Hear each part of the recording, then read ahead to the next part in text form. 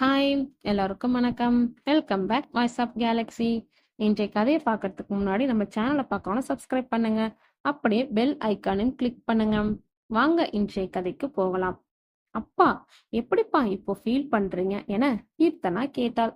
ரொம்ப சந்தோஷமா நிம்மதியா இருக்கேன். நம்ம ஊருக்கு போய் அங்க இருக்கிற நம்ம நிலத்துல விவசாயம் பண்ணணும். அதாம்மா என்னோட ஆசை. புன்னகைத்தார் கலிவரதன். 2 நாட்களுக்கு முன்புதான் டிஎஸ்பி பதவியிலிருந்து ஓய்வு பெற்றிருந்தார். மகள் கீர்த்தனா சென்னை ஸ்டான்லி மருத்துவக் கல்லூரியில் 2ஆம் ஆண்டு மருத்துவம் படித்துக் கொண்டிருக்கிறார். அப்பாவும் மகளும் மட்டும்தான். அம்மா 4 வருடங்களுக்கு முன்பு தவறிவிட்டார். கீர்த்தனா சென்னையில் விடுதியில் தங்கி படிக்க கலிவரதன் கோவையில் பணிபுரிந்து வந்தார். வழக்கமாக ஓய்வு பெறுபவர்கள் ஏதோ இழந்தது போல் உணர்வர். கலிவரதன் மட்டும் மகிழ்ச்சியாக இருந்தார். சர்வீஸ்ல இருந்த காலம் முழுக்க நேர்மையா இருந்திருக்கிறேன். மக்களுக்காக சேவை செஞ்சிருக்கேங்கிறதுல எனக்கு ரொம்ப பெருமை. இனியும் எனக்கு செய்ய வேண்டிய கடமைகள் இருக்கு. என் பெண்ணோட கல்யாணம், ஊருக்கு போய் இயற்கை விவசாயம் பண்ணணும். அனைவரிடமும் பெருமையாக சொல்வார். அப்பா ஓய்வு பெற்றதால் கீர்த்தனா வந்திருக்கிறாள். அவர்களின் பங்களாவை காலி செய்துவிட்டு சொந்த ஊருக்கு போக வேண்டும். அதற்கான ஆயத்த பணிகளில் ஈடுபட்டிருந்தனர். சாப்பிட்டீங்களாப்பா என கீர்த்தனா சப்பாத்தியும் சிக்கனும் கொண்டு வந்து வைத்தாள். வெளியே புல்வெளியில் மூங்கில் நாற்காலியில் அமர்ந்திருந்தவர் அங்கேயே சாப்பிட ஆரம்பித்தார். இரவு நேரத்தில் வீசும் காற்று அவருக்கு மிகவும் பிடிக்கும். கீர்த்தனா, அப்பா, ஸ்டடிஸ் எல்லாம் எப்படிமா போகுது? நல்லா பண்றேன்ப்பா. நைஸ். நீ ஒரு கார்டியாலஜிஸ்ட் ஆகணும், அதுதாம்மா என்னோட ஆசை. கலிவரதன் இதை கீர்த்தனாவிடம் சொல்வது 1000வது முறை. கீர்த்தனா மௌனமாய் தலையசைத்தாள். அவளுக்கு தெரியும் எதற்காக அப்பா அப்படி சொல்கிறார் என்று. அம்மாவிற்கு இதய நோய் இருந்து எவ்வளவு செலவழித்தும் காப்பாற்ற முடியாமல் போய்விட்டது. அவர் மனதில் அப்படியே உறைந்து விட்டது. இருவரும் சாப்பிட்டு முடித்தனர். கீர்த்தனா தட்டுகளை எடுத்துக்கொண்டு கழுவச் சென்றாள். வீட்டில் இருந்த அனைத்து பொருட்களும் கீழே எடுத்து வைக்கப்பட்டிருந்தன. பேக்கர்ஸ் அண்ட் மூவர்ஸுக்கு சொல்லியாகி விட்டது. அவர்கள் மறுநாள் காலை வருவார்கள். கீர்த்தனா அனைத்து பொருட்களின் மீதும் பார்வையை பதித்தாள். அது என்ன, காக்கி கலர்ல ஏதோ ஒரு கவரு என கீர்த்தனா குனிந்து அதை எடுத்தாள். பிரிக்கப்படாத ஒரு கவர். யாரோ கொரியர் அனுப்பி இருக்கிறார்கள். யார் என்று பார்த்தால் ஃப்ரம் அட்ரஸில் வந்ததான என்றிருந்தது. யார் இந்த வந்தனாம்? டூ அட்ரஸில் கலிவரதன் பெயர் இருந்தது. அப்பாவிற்கு வந்திருக்கிறது. ஆனால் கவர் பிரிக்கப்படாமலே இருக்கிறது. கவரை பார்த்தால் வந்து வருடங்கள் ஆனது போல் பழையதாக தெரிந்தது. பிரிக்கலாமா? கீர்த்தனா ஒரு நிமிடம் யோசித்தாள். வேண்டாம், அப்பாவிடம் கொடுப்போம் என தீர்மானித்தாள். கவரை எடுத்துக்கொண்டு கலிவரனிடம் சென்றாள். அப்பா, என்னம்மா இந்த கவர்? வீடு ஒதுக்கி வைக்கும் போது பார்த்தேன். என்ன கவர் இது? தெரியலப்பா, ஆனா வந்து ரொம்ப வருஷமா இருக்கும் போல இருக்கு. ஆச்சரியமா இருக்கு. கவர் இன்னும் பிரிக்காம இருக்கு சொன்ன கலிவரதன் அந்த கவரை வாங்கி கொண்டார். பிரித்தார். உள்ளே ஒரு வெள்ளை பேப்பர் இருந்தது. அதில் எழுத்தப்பட்ட வார்த்தைகள் மிக தெளிவாக இருக்க கலிவரதன் படிக்க ஆரம்பித்தார். ஐயா, நாங்க ராயல் பேரா மெடிக்கல் காலேஜ் ஸ்டூடெண்ட்ஸ். இந்த லெட்டர் எழுதுவது வந்தனா. Final year students. எங்க காலேஜ் பத்தி நீங்க கேள்விப்பட்டிருப்பீங்க. பேப்பர்ல கூட வந்திருக்கும். எங்களோட தோழிகள் 3 பேர் விடுதியோட கிணத்துல செத்து கிடந்து பேப்பர்ல நியூஸ் வந்துச்சு. போலீஸ் வந்தாங்க, விசாரிச்சாங்க. கடைசியில 3 பேரும் தற்கொலை பண்ணிட்டாங்கன்னு கேஸ முடிஞ்சிடுச்சு. எங்களுக்கு எங்க ஃப்ரெண்ட்ஸ் பத்தி நல்லா தெரியும். அதுவும் அந்த செத்து போன 3 பேரும் ரொம்ப தைரியமானவங்க. கண்டிப்பா அவங்க தற்கொலை பண்ணி இருக்க மாட்டாங்கிறது எங்களோட அழுத்தமான நம்பிக்கை. ஆனால் வெறும் நம்பிக்கையை மட்டும் வச்சு எங்களால் ஒன்னும் பண்ண முடியல. கேஸ் முடிஞ்சிருச்சு. ஆனா எங்க மனசுல மட்டும் இன்னும் போராட்டம் தான். அப்பதான் எங்களுக்கு உங்க மேல நம்பிக்கை வந்துச்சு. எப்படியாவது உங்களுக்கு இந்த விஷயத்த நாங்க சொன்னா நீங்க கண்டிப்பா இந்த கேஸ திரும்ப விசாரணைக்கு எடுப்பீங்கன்னு நம்பினேன். அதுதான் ஐயா உங்களுக்கு விண்ணப்பம் அனுப்பி வைக்கிறோம். உங்களோட கடைசி நம்பிக்கை நீங்க தான் ஐயா. இப்படிக்கு வந்தனா. கடிதத்தை படித்து முடித்த கலிவரதன் அதிர்ந்தார். கடிதம் எழுதப்பட்டிருந்த தேதியை பார்த்தார். 5 வருடங்களுக்கு முன்பாக நடைபெற்ற சம்பவம் என்று அவருக்கு புரிந்தது. அதை விசாரிக்க தனிப்படை போட்டதும் தனிப்படை விசாரணையில் கல்லூரி நிர்வாகத்திற்கும் அவர்களின் மரணத்திற்கும் எந்த சம்பந்தம் இல்லை என்று தெரிந்ததும் அதே நேரத்தில் போஸ்ட்மார்ட்டம் செய்த டாக்டர் கிளப்பிய ஒரு சந்தேகமும் அவர் நினைவில் வந்தது. என்னப்பா, என்னாச்சு என கீர்த்தனா கேட்க கடிதத்தை படிக்க கொடுத்தார். கீர்த்தனா முழுவதுமாக வாசித்தாள். அவள் முகம் மாறி இருந்தது. இந்த லெட்டர் எப்படிப்பா உங்களுக்கு கிடைக்காமல் போச்சு? தெரியலம்மா. பர்சனல் லெட்டர்ஸ், ஆபீஸ்ல லெட்டர்னு பிரிச்சு வைக்கும் போது எப்படியோ தவறிடுச்சு. கலிவரதன் சொல்ல கீர்த்தனா பெருமூச்செறிந்தாள். சரி விடுங்கப்பா, சம்பவம் நடந்து 5 வருஷம் ஆச்சு. இப்ப என்ன பண்ண முடியும்? அதுவும் நீங்க ரிட்டையர் ஆயிட்டீங்க. சர்வீஸ்ல இருந்தாலாவது கேஸ திரும்ப தூசி தட்டி பார்க்கலாம் என கீர்த்தனா சொல்ல, கலிவரதன் ஆழமாக யோசித்தார். இல்லம்மா, அவ்வளவு சீக்கிரம் இதை விட முடியாது. என்னப்பா சொல்றீங்க? லெட்டர் படிச்சதானே? 3 பொண்ணுங்க கிணத்துல இருந்து கண்டெடுத்திருக்காங்க. ஆனா அந்த 3 பொண்ணுங்களும் தற்கொலை பண்ணிக்கிற அளவுக்கு தைரியம் இல்லாதவங்க இல்லைங்கிறதா முக்கியமா பார்க்கணும். சரிப்பா, இப்போ உங்களால என்ன பண்ண முடியும்? நாளைக்கு பேக்கர்ஸ் அண்ட் மூவர்ஸ் வருவாங்க. நாளைக்கு நைட்டுக்கு நமக்கு டிக்கெட் புக் பண்ணி இருக்கோம். உங்களுக்கு ஞாபகம் இருக்கும்னு நினைக்கிறேன். கீர்த்தனா சொல்ல கலிவரதன் புன்னகைத்தார். நல்லா ஞாபகம் இருக்குமா? ஆனா அதுக்காக இந்த லெட்டரை அப்படியே விட்டுட முடியாது. என்னப்பா சொல்றீங்க? என்னால் தாமா ஒண்ணும் பண்ண முடியாது. ஆனா இன்னொருத்தால நிச்சயம் ஏதாவது பண்ண முடியும். அது யாருப்பா அந்த இன்னொருத்தர்? அசோக். அது யாரப்பா? அசோக் டிடெக்டிவ் ஏஜென்சிம்மா. இரவு 10 மணி. அசோக் தன் அறையில் படுத்திருந்தான். அவன் அலைபேசியில் மெசேஜ் டோன் ஒலித்தது. எடுத்து பார்த்தான். ஆங்கிலத்தில் இருந்த குறுஞ்செய்தியின் தமிழாக்கம் அவன் மனதில் ஓடியது. மிஸ்டர் அசோக், நான் ரிட்டையர்ட் டிஎஸ்பி கலிவர்தன். இந்த நேரத்துக்கு உங்களை அழைக்கலாமா? அசோக் மணி பார்த்தான். கலிவர்தன் எண்ணுக்கு அழைத்தான். ரிங் போய் எடுக்கப்பட்டது. சார் அசோக். தேங்க்ஸ் அசோக். ஒரு முக்கியமான விஷயம் உங்ககிட்ட பேசணும். சொல்லுங்க சார், எங்க வரணும்? நான் இப்போ ஊருக்கு கிளம்பும் அவசரத்துல இருக்கேன். நாம நேரா பார்த்து பேச முடியாது. Yes sir. உங்க வாட்ஸ்அப்புக்கு ஒரு லெட்டர் அனுப்பியிருக்கேன், அது பாருங்க. அப்படியே 5 வருஷம் முன்னாடி 3 பொண்ணுங்க ராயல் காலேஜ் ஹாஸ்டல் கிணத்துல விழுந்து தற்கொலை பண்ணிக்கிட்டாங்களே, அந்த கேஸ் டீட்டெயில்ஸ் உங்ககிட்ட தர சொல்லியிருக்கேன். மிஸ்டர் ஹரி உங்களை காண்டாக்ட் பண்ணுவாரு. நீங்க உங்க வாட்ஸ்அப்ல இருக்கிற அந்த லெட்டரை பார்த்துட்டு எனக்கு திரும்ப கூப்பிட முடியுமா ப்ளீஸ்? எஸ் சார் சொன்ன அசோக் தன் வாட்ஸ்அப்பில் இருந்த அந்த லெட்டரை படிக்க ஆரம்பித்தான். யார் இந்த வந்தனா? ஃபைனல் இயர் ஸ்டூடெண்ட்னு இருக்கு. இந்த லெட்டர் எழுதி 5 வருஷம் ஆகுது. அப்படின்னா முதலில் இந்த பெண்ணை கண்டுபிடிக்கிறது கஷ்டமான விஷயம். என்ன செய்யலாம்? அசோக் யோசித்தான். மெதுவாக வெளியில் வந்து பார்த்தான். மற்ற மூவரின் அறைகளில் விளக்குகள் அணைந்திருக்க உறங்கிவிட்டார்கள். யாரிடமும் கேட்க முடியாது. தனக்குள் எண்ணிய அசோக் மீண்டும் அந்த லெட்டரை படித்து பார்த்தான். ஒரு பெண் தன் தோழிகளின் மீது வைத்திருக்கும் நட்பும் அக்கறையும் புலப்பட்டன. அசோக் மீண்டும் டிஎஸ்பி கலிவர்தனை அழைத்தான். எஸ் அசோக், லெட்டர் படிச்சிங்களா? Yes sir. சர்வீஸ்ல இருக்கும்போது என்கிட்ட வந்த எல்லாருக்கும் நான் என்னால முடிந்த அளவுக்கு நல்லது பண்ணியிருக்கேங்கிறது நிறைவு இருக்கு. இந்த லெட்டர் எப்படியோ மிஸ் ஆயிடுச்சு. இப்ப நான் என்ன சார் பண்ணணும்? இந்த கேஸ் ஏற்கனவே முடிஞ்சு போன கேஸ். 3 பொண்ணுங்களும் தற்கொலை பண்ணிக்கிட்டாங்கன்னு ரிப்போர்ட் ஃபைல் பண்ணியாச்சு. இருந்தாலும் இந்த லெட்டருக்கு மதிப்பு கொடுத்து அது சரிதானான்னு செக் பண்ணணும். அப்பதான் எனக்கு மனசு திருப்தி ஆகும். சார், இந்த சம்பவம் நடந்து 5 வருஷம் முன்னாடி சார். ஆமா அசோக். அப்போ இதை விசாரிச்சது யாரு? போஸ்ட்மார்ட்டம் செய்த டாக்டர் யாரு? அவங்க எங்கெங்க இருக்காங்க? இந்த இடத்துலதான் இருக்காங்களா? இல்ல டிரான்ஸ்பர் ஆகி போயிட்டாங்களா? இந்த டீட்டெயில்ஸ் எல்லாம் எனக்கு வேணும். தர சொல்றேன். இது ஒரு காலேஜ் சம்பந்தப்பட்ட விஷயம். ஒருவேளை விசாரணை முடிவில் வேற மாதிரி ரிசல்ட் வந்தா குற்றவாளிகளை அரெஸ்ட் பண்ண முடியாம போனா இது ஒரு சென்சிட்டிவ் இஷ்யூவா மாறக்கூடிய அபாயம் இருக்கு. அசோக், அத பத்தி worry பண்ணாதீங்க. குற்றவாளி யாராக இருந்தாலும் அவங்கள கைது பண்றதுக்கு நடவடிக்கை எடுக்க உங்க கூட நானும் சப்போர்ட் பண்ணுவேன். Thank you sir. அசோக், இது என்னோட பர்சனல் கேஸா இருக்கட்டும். எஸ் சார் என போன் துண்டிக்கப்பட்டது. மறுநாள் காலை அசோக் டிஎஸ்பி கலிவர்தனுடன் பேசியது முழுவதும் திவ்யா, டேவிட், கார்த்திக் மூவரிடம் பகிர்ந்தான். இது கொஞ்சம் சிக்கலான கேஸ் அசோக் என டேவிட் சொன்னான். புகார் கொடுத்த அந்த வந்தனா எங்க இருக்காங்கிறது தெரியாது. அது ஒரு தனியார் காலேஜ். அங்க வேலை செய்யறவங்க மாறிட்டே இருப்பாங்க. 5 வருஷத்துக்கு முன்னாடி யார் யார் ஒர்க் பண்ணாங்கன்னு லிஸ்ட் கலெக்ட் பண்ணணும். அது முதல்ல அந்த காலேஜ்ல வச்சிருக்காங்களான்னே தெரியல. இப்பெல்லாம் எல்லா காலேஜுக்கும் ஏன் பிஏ தேவைப்படுது. அதனால எல்லா காலேஜிலும் அந்த டீட்டெயில்ஸ் இருக்கும். அசோக் சொல்ல கார்த்திக் புன்னகைத்தான்.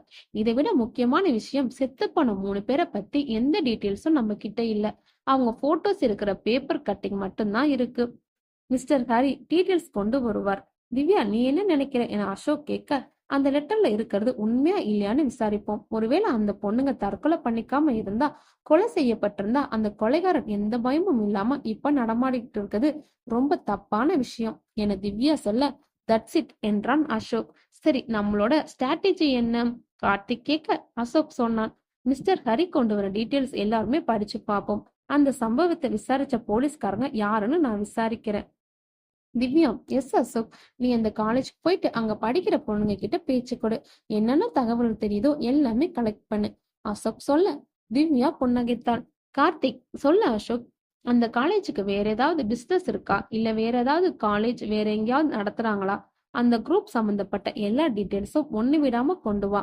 எஸ் அசோக். டேவிட், நீ எல்லாத்துக்கும் தேவைப்படும் போது ஹெல்ப் பண்ணு. ஓகே அசோக். ஓகே ஃப்ரெண்ட்ஸ், அப்போ நம்ம ஒர்க் ஸ்டார்ட் ஆகுது அசோக் சொல்ல மற்ற மூவரும் புன்னகையுடன் தலையசைத்தனர். அரசு மருத்துவமனை. டாக்டர் சவுந்தரராஜன் முன் அமர்ந்தான் அசோக். எஸ் மிஸ்டர் அசோக், சொல்லுங்க. டிஎஸ்பி கலிவர்தன் சார் உங்களை பார்க்க சொன்னாரு. எந்த விஷயமா? 5 வருஷத்துக்கு முன்னாடி 3 பொண்ணுங்க கிணத்துல விழுந்து தற்கொலைன்னு கேஸ் முடிச்சிட்டாங்க. அது சம்பந்தமா நீங்க கிளப்பின சந்தேகம் சார் மனசுல இருந்து இருக்கு. அது விஷயமா உங்களை பார்க்க சொல்லி இருக்காரு. டாக்டர் சவுந்தரராஜன் முகம் மாறியது. அப்ப நான் சொல்லும் போது யாருமே கண்டுக்கல, இப்ப என்ன புதுசா? டாக்டர், கோவப்படாதீங்க. உண்மை என்னன்னு தெரிஞ்சுக்கத்தான் நாங்க விசாரிக்கிறோம். ப்ளீஸ் எங்க கூட கோஆபரேட் பண்ணுங்க. டாக்டர் சவுந்தரராஜன் அசோக்கை பார்த்தார். ஓகே, இப்போ உங்களுக்கு என்ன வேணும்? நீங்க அன்னைக்கு கிளப்பிய சந்தேகம் என்ன? எதனால அப்படி தோணுச்சு? அன்னைக்கு எனக்கு தோன்றிய சந்தேகம் 3 பேர்ல ஒரு பொண்ணு தற்கொலை பண்ணலன்னு டாக்டர் சொல்ல அசோக் டாக்டர் உன்னிப்பாய் பார்த்தார். எதனால அப்படி தோணுச்சுன்னு தெரிஞ்சுக்கலாமா? சிம்பிள். 3 பேர்ல 2 பேரோட நுரையீரல்ல தண்ணி இருந்துச்சு. ஆனா ஒரு பெண்ணோட நுரையீரல்ல தண்ணி இல்ல. அசோக் அகர்ந்தான். Doctor, you mean? எஸ், 3 பேர்ல ஒரு பொண்ணை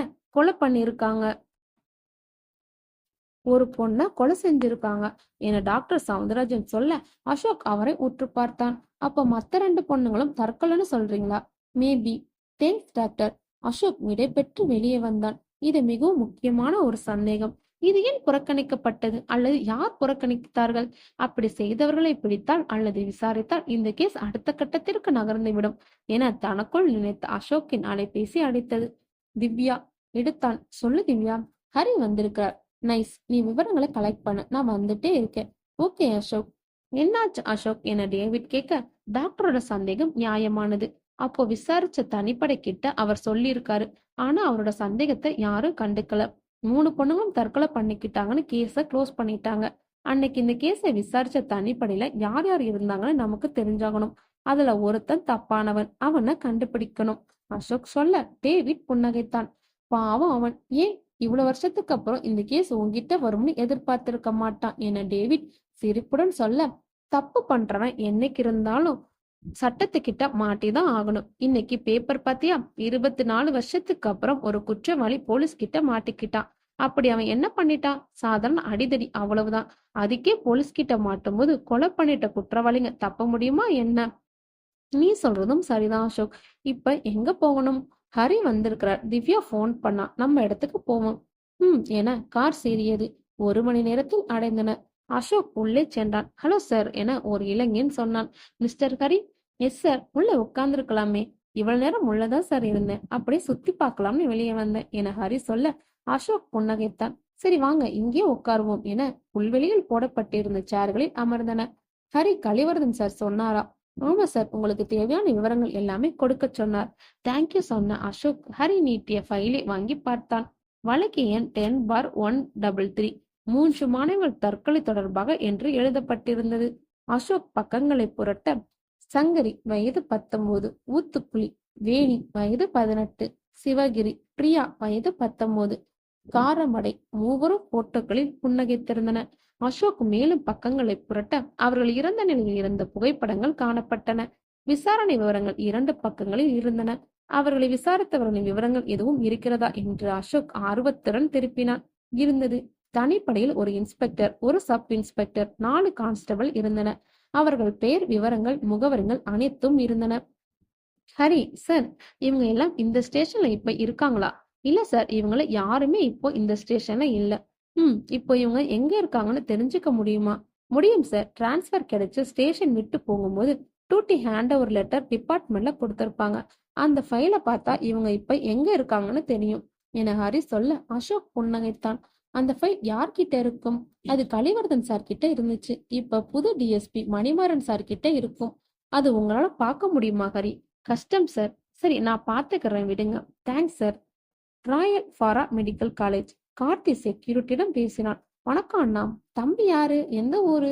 இதே ஊரு தான். எனக்கு ஒரு ஹெல்ப் பண்ண முடியுமா? என்ன ஹெல்ப்? எங்க அம்மாவுக்கு நானும் என் அண்ணாவும் 2 பசங்க. கார்த்தி சொல்ல செக்யூரிட்டி கார்த்தியே பார்த்தார். அண்ணா வீட்டை எடுத்துட்டு லவ் மேரேஜ் பண்ணிட்டாரு. அதுல இருந்து அம்மாவுக்கு உடம்பு சரியில்லாம போயிடுச்சு. அடக்கடவுளே, அப்புறம் என்னாச்சு? இப்ப அம்மா சீரியஸா இருக்காங்க. அண்ணாவோட பேரை சொல்லிதான் புலம்பிட்டே இருக்காங்க. உங்க அண்ணன் எங்க இருக்காரு இப்போ? அது தெரிஞ்சா நான் ஏன்னா இங்க வரப்போறேன்? 5 வருஷத்துக்கு முன்னாடி எங்க அண்ணா இந்த காலேஜ்ல வேலை பார்த்திருக்கான். அவன் எங்க போனான்னு எங்களுக்கு தெரியல. ஆனா இந்த காலேஜ் விட்டு போகும்போது கண்டிப்பா ஃபார்மாலிட்டிஸ் முடிச்சுட்டு தான் போயிருப்பான். அதனால அதனால ஆஃபீஸ் டாக்குமெண்ட்ல இருந்து 5 வருஷத்துக்கு முன்னாடி இங்க வேலை பார்த்தவங்க அவங்க அட்ரஸ் எடுத்து கொடுத்தீங்கன்னா ரொம்ப சௌகரியமா இருக்கும். கார்த்தி முகத்தை சோகமாக வைத்துக்கொண்டு சொல்ல செக்யூரிட்டி அவனை பாவமாக பார்த்தான். அது ரொம்ப கஷ்டம்பாம். அப்படி சொல்லாதீங்கன்னு உங்களை நம்பி வந்துட்டேன். அம்மா ஹாஸ்பிட்டல்ல இருக்காங்க, சீரியஸா இருக்காங்க, எனக்கு வேற வழி இல்ல சொன்ன கார்த்தி செக்யூரிட்டியின் கைகளை பற்றினான். எவருக்கும் தெரியாமல் ஒரு 500 ரூபாய் தாளை வைக்க செக்யூரிட்டி சுற்றி முற்றும் பார்த்தான். பாக்கெட்டில் போட்டுக்கொண்டான். எல்லாரும் போனதுக்கு அப்புறம் சாயங்காலம் 7 மணிக்கு வாப்பா, தேடி பார்ப்போம். ரொம்ப தேங்க்ஸ்ண்ணா. 2 மணி நேரம் அங்கிருந்து காஃபி ஷாப்பில் நேரம் கழித்த கார்த்தி மணி சரியாக 7 ஆனபின் மீண்டும் கல்லூரிக்குள் நுழைந்தான். செக்யூரிட்டி தயாராக இருந்தான். கார்த்தியை முதல் மாடியில் இருந்த ஆபீஸ் அறைக்கு அழைத்துச் சென்றான்.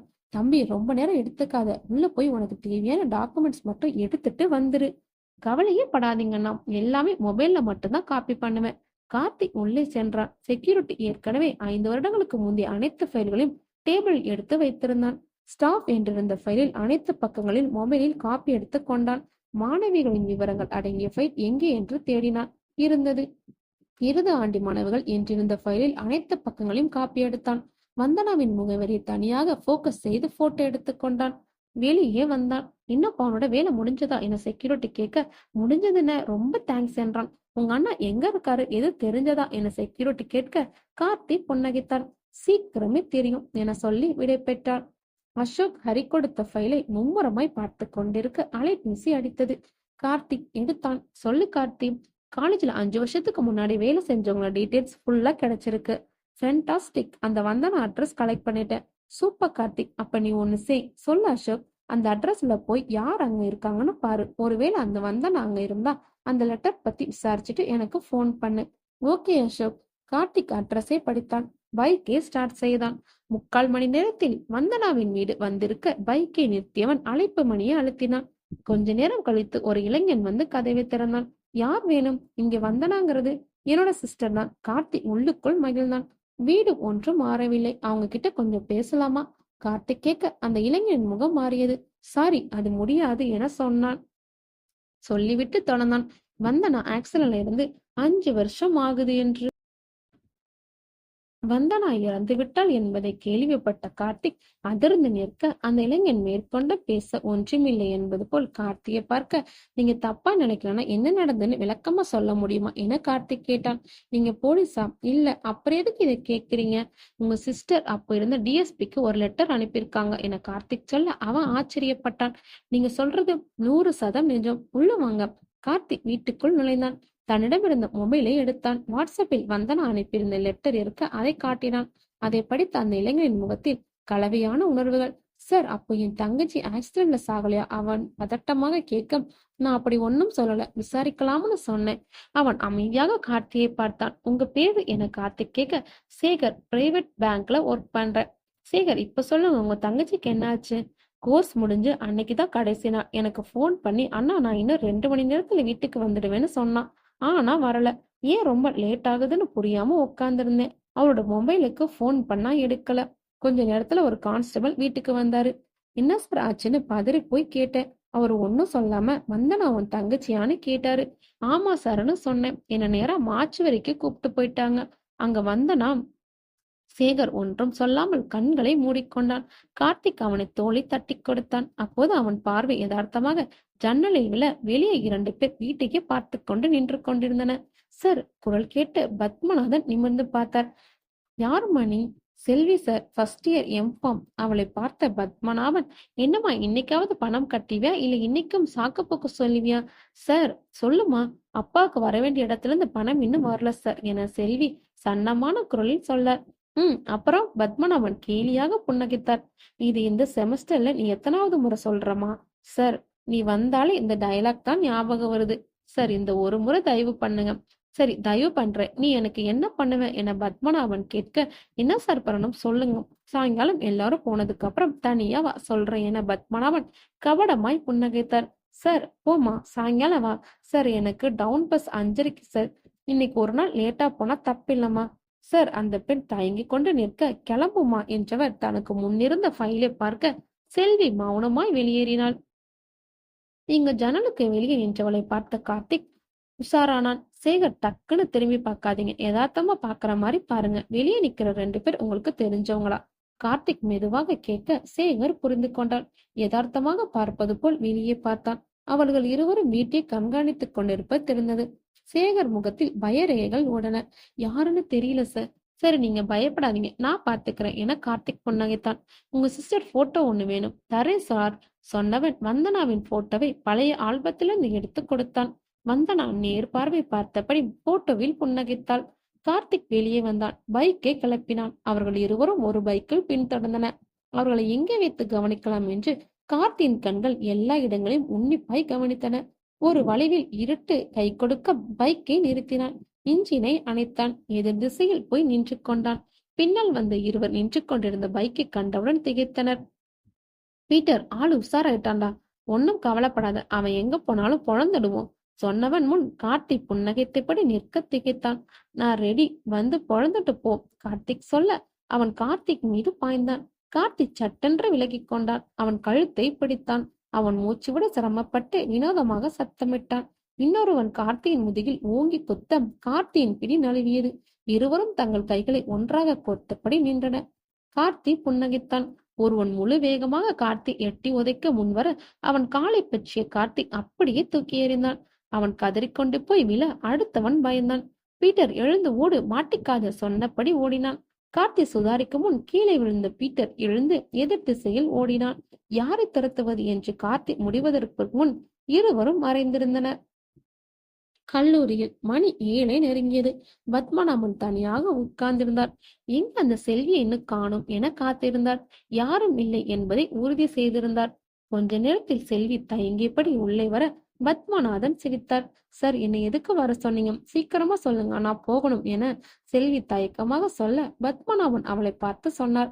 இந்த செமஸ்டர்ல நீ ஃபீஸ் கட்ட வேண்டாம். அதுக்கு பதிலா நீ என்ன கவனிக்கணும் அவர் சொல்ல செல்வி புரிந்து கொண்டாள்.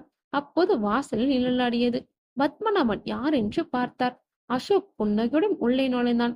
சார், உங்களுக்கு நேரம் சரியில்லை அசோக் சொல்ல பத்மநாபன் கோபமானார். யார் உன்னை உள்ள விட்டது? செக்யூரிட்டி எங்க? செக்யூரிட்டி அப்புறம் கூப்பிடலாம் சார், உங்களுக்கு ஒரு உண்மையை சொல்லணும். என்னது? நீங்க நிக்கிறது யாருன்னு நினைக்கிறீங்க? செல்விதானே? அசோக் சிரித்தான். திவ்யா சார், திவ்யா பத்தி தெரியாம உங்களை கவனிக்க சொல்லியிருக்கீங்க. பாவம் சார் நீங்க. பத்மநாபன் மிரண்டான். ஏய், அப்ப நீ இந்த காலேஜ் ஸ்டூடெண்ட் இல்லையா? திவ்யா பார்த்து அதிர்ச்சியுடன் கேட்டார். திவ்யா புன்னகைத்தாள். ஆமா, செல்வின்னு யாரும் ஸ்டூடெண்ட் இருக்காங்களா கேட்டபடி பத்மநாபனை நெருங்கினாள். திவ்யா அசோக் அழைக்க, சொல்ல அசோக் என்றாள். சார், எனக்கு விசாரணைக்கு தேவைப்படுறார், அதனால் கொஞ்சம் கவனிச்சா போதும், மயங்கிட போறாரு. ஓகே அசோக், ஒரே ஒரு அறை மட்டும்தான் கொடுக்க போறேன் திவ்யா சொல்ல அசோக் புன்னகைத்தான். நடக்கட்டும். என்னை யாருன்னு தெரியாம 2 பேரும் விளையாடுறீங்க சொல்லிக்கொண்டே பத்மநாபன் ஓட முயல திவ்யா முழு பழத்தையும் தன் வலது கையில் கொண்டு வந்து அவர் கன்னத்தில் ஓங்கி அறைந்தாள். உள்ளே ரத்தம் உப்பு கரித்தது. வலி பொறுக்க முடியாமல் வாஷ் பேஷனை நோக்கி ஓடியவர் ரத்தத்தை துப்ப கடவாய்ப்பல் ரத்தத்துடன் வாஷ் பேஷனில் விழுந்தது. பத்மநாபன் பயங்கர கோபத்துடன் அசோக்கையும் திவ்யாவையும் பார்த்தார். என்னை யாருன்னு தெரியாம நீங்க 2 பேரும் விளையாட்டிட்டு இருக்கீங்க பத்மநாபன் சொல்ல அசோக் சிரித்தான். நாங்க எப்பவுமே தெரியாம விளையாட மாட்டோம் சார், தெரிஞ்சுக்கிட்டு தான் விளையாடுவோம். நீங்க அட்மினிஸ்ட்ரேஷன்ல ஆபீசரா இருக்கீங்க, நீங்க இந்த மாதிரி நடந்திருக்க கூடாது. நிறுத்துவோம் அட்வைஸ, இப்பவே செக்யூரிட்டி கூப்பிட்டு உன்னை என்ன பண்ற பாரு என பத்மநாபன் இன்டர்காமில் செக்யூரிட்டி அழைக்க மறுமுனை எடுக்கப்படவில்லை. மீண்டும் மீண்டும் முயற்சி செய்ய யாரும் எடுக்காதால் பத்மநாபன் கோபமானார். எங்க போய் தொலைஞ்சாங்கன்னு தெரியல. அசோக் சிரித்தான். செக்யூரிட்டி அவனோட கேபின்ல தான் சார் இருக்கான், எங்கேயும் போகல. ஆனா நீங்க எத்தனை முறை போன் பண்ணாலும் அவன் போன் எடுக்க மாட்டான். அவனுக்கு மயக்கம் தெரிய எப்படி இன்னும் 1 மணி நேரம் ஆகும். என்ன சொல்ற நீ என பத்மநாதன் முறைத்தார். அங்க அறை கொடுத்தது நான், ரொம்ப வீக்கா இருக்கான், டக்குன்னு மயங்கிட்டான். சம்பளம் எல்லாம் கரெக்டா கொடுக்கறது இல்லையா என அசோக் கேட்க, டேய் யாரா நீ, எதுக்கு இந்த மாதிரி எல்லாம் பண்ற என பத்மநாதன் கத்த, என்ற பொறுக்கி படிக்க வர பொண்ணுங்களை கவனிக்க சொல்ற, நீ அவரை டேன்னு சொல்றியா? ஒத்துக்கிட்டு ஓரமா போய் உட்காரு, எட்டி உதச்சனா எவளை நிமிந்து கூட பார்க்க முடியாம போயிடும் என திவ்யா தன்னிலை மறந்து கத்தினாள். திவ்யா கூல், கெட்டவங்களும் நம்மள திட்டணும், அப்பதான் நாம போடுற பத கரெக்ட்னு நமக்கு புரியும் சொன்ன அசோக் பத்மனாவிடம் திரும்பினான். சார், அவங்கள கொஞ்சம் விசாரிக்கணும். கேக்குற கேள்விக்கு டக்குன்னு உண்மையை மட்டும் சொன்னா நீங்க வீட்டுல போய் தூங்கலாம், இல்லனா எங்க இடத்துக்கு வர வேண்டியதா போயிடும். என்ன பண்ணலாம்? யார் நீ? உனக்கு எதுக்கு நான் பதில் சொல்லணும்? திவ்யா, அந்த பேனாவை கொடு. அசோக் கேட்க திவ்யா பேனாவை கொடுத்தாள். சார், இது பாருங்க, இது பேனா இல்ல. பத்மநாபன் பார்க்க ஒரு சிறிய பென் கேமரா தன் முகத்தை காண்பித்தது. நீங்கள் உங்களை கவனிக்க சொன்னது, திவ்யா உங்களை கவனிச்சது, அதுக்கப்புறம் நீங்க பேசினதெல்லாம் இதுல ரெக்கார்ட் ஆயிருக்கு. அசோக் சொல்ல பத்மநாதனுக்கு வியர்த்தது. நாங்க போலீஸ்க்கெல்லாம் போக மாட்டோம். திருமதி சந்திரா கிட்ட இதை கொடுத்துருவோம். உங்களுக்கு நல்ல கவனிப்பு கிடைக்கும். உங்க மனைவியை எங்களுக்கு எப்படி தெரியும்னு பாக்குறீங்களா? ஒருத்தரை விசாரிப்பதற்கு முன்னாடி அவரை பற்றிய முழு விவரங்களும் கலெக்ட் பண்ணிடுவோம். அசோக் சிரித்தபடி சொல்ல பத்மநாபன் இருவரையும் மாறி மாறி பார்த்தார். உங்களுக்கு என்ன வேணும்? அவரை பயமாய் கேட்க அசோக் புன்னகைத்தான். That's good. Ashok detective agency. So கிட்டத்தட்ட நாம எல்லா டீட்டெயில்ஸும் கலெக்ட் பண்ணிட்டோம். அசோக் சொல்ல மற்ற மூவரும் அவனையே பார்த்தனர். செத்து போன 3 பொண்ணுங்களோட அட்ரஸ், அவங்க படிப்பில் எப்படின்னா அவங்க ப்ரொஃபசர் கொடுத்த ஸ்டேட்மெண்ட், 3 பொண்ணுங்களோட ஸ்காலர்ஷிப் டீட்டெயில்ஸ். 3 பொண்ணுங்களுக்கும் ஒரே நேரத்தில் செத்து போகல. ஒரு பொண்ணு செத்து போன நேரம் சாயங்காலம் 4:30 மணி. மற்ற 2 பொண்ணுங்களும் செத்து போன நேரம் நைட் 9 மணி. போஸ்ட்மார்டம் செஞ்ச டாக்டர் சவுந்தரராஜன் ரிப்போர்ட், கலிவர்தன் சாருக்கு புகார் கொடுத்த வந்தனாவோட போஸ்ட்மார்ட்டம் ரிப்போர்ட், அன்னைக்கு இந்த கேஸ் விசாரிச்ச தனிப்படையோட விவரங்கள், அவங்க இப்ப எந்த ஸ்டேஷன்ல என்னவா இருக்கான்னு விவரங்கள், இந்த குறிப்பிட்ட நிர்வாகத்துக்கு சொந்தமான ஒரு மெடிக்கல் காலேஜ், ஒரு இன்ஜினியரிங் காலேஜ், ஒரு நர்சிங் காலேஜ், 2 மெட்ரிகுலேஷன் ஸ்கூல் இருக்கு. நம்ம விசாரணையில் நம்ம தெரிஞ்சுக்கிட்ட இன்னொரு முக்கியமான விஷயம், இது எல்லாமே முன்னாள் அமைச்சர் தென்னவனுக்கு சொந்தமானது. ராயல் குரூப் கரஸ்பாண்டன்ட் ஏழுமலை தென்னவனோட பினாமி. இதெல்லாம் நமக்கு கிடைச்ச தகவல்கள். இதை வச்சுட்டு எப்படி அடுத்த மூவ் பண்ணணும், அதான் இப்போ நாம செய்ய வேண்டியது. அசோக் சொல்லி முடிக்க கார்த்திக் புன்னகைத்தான்.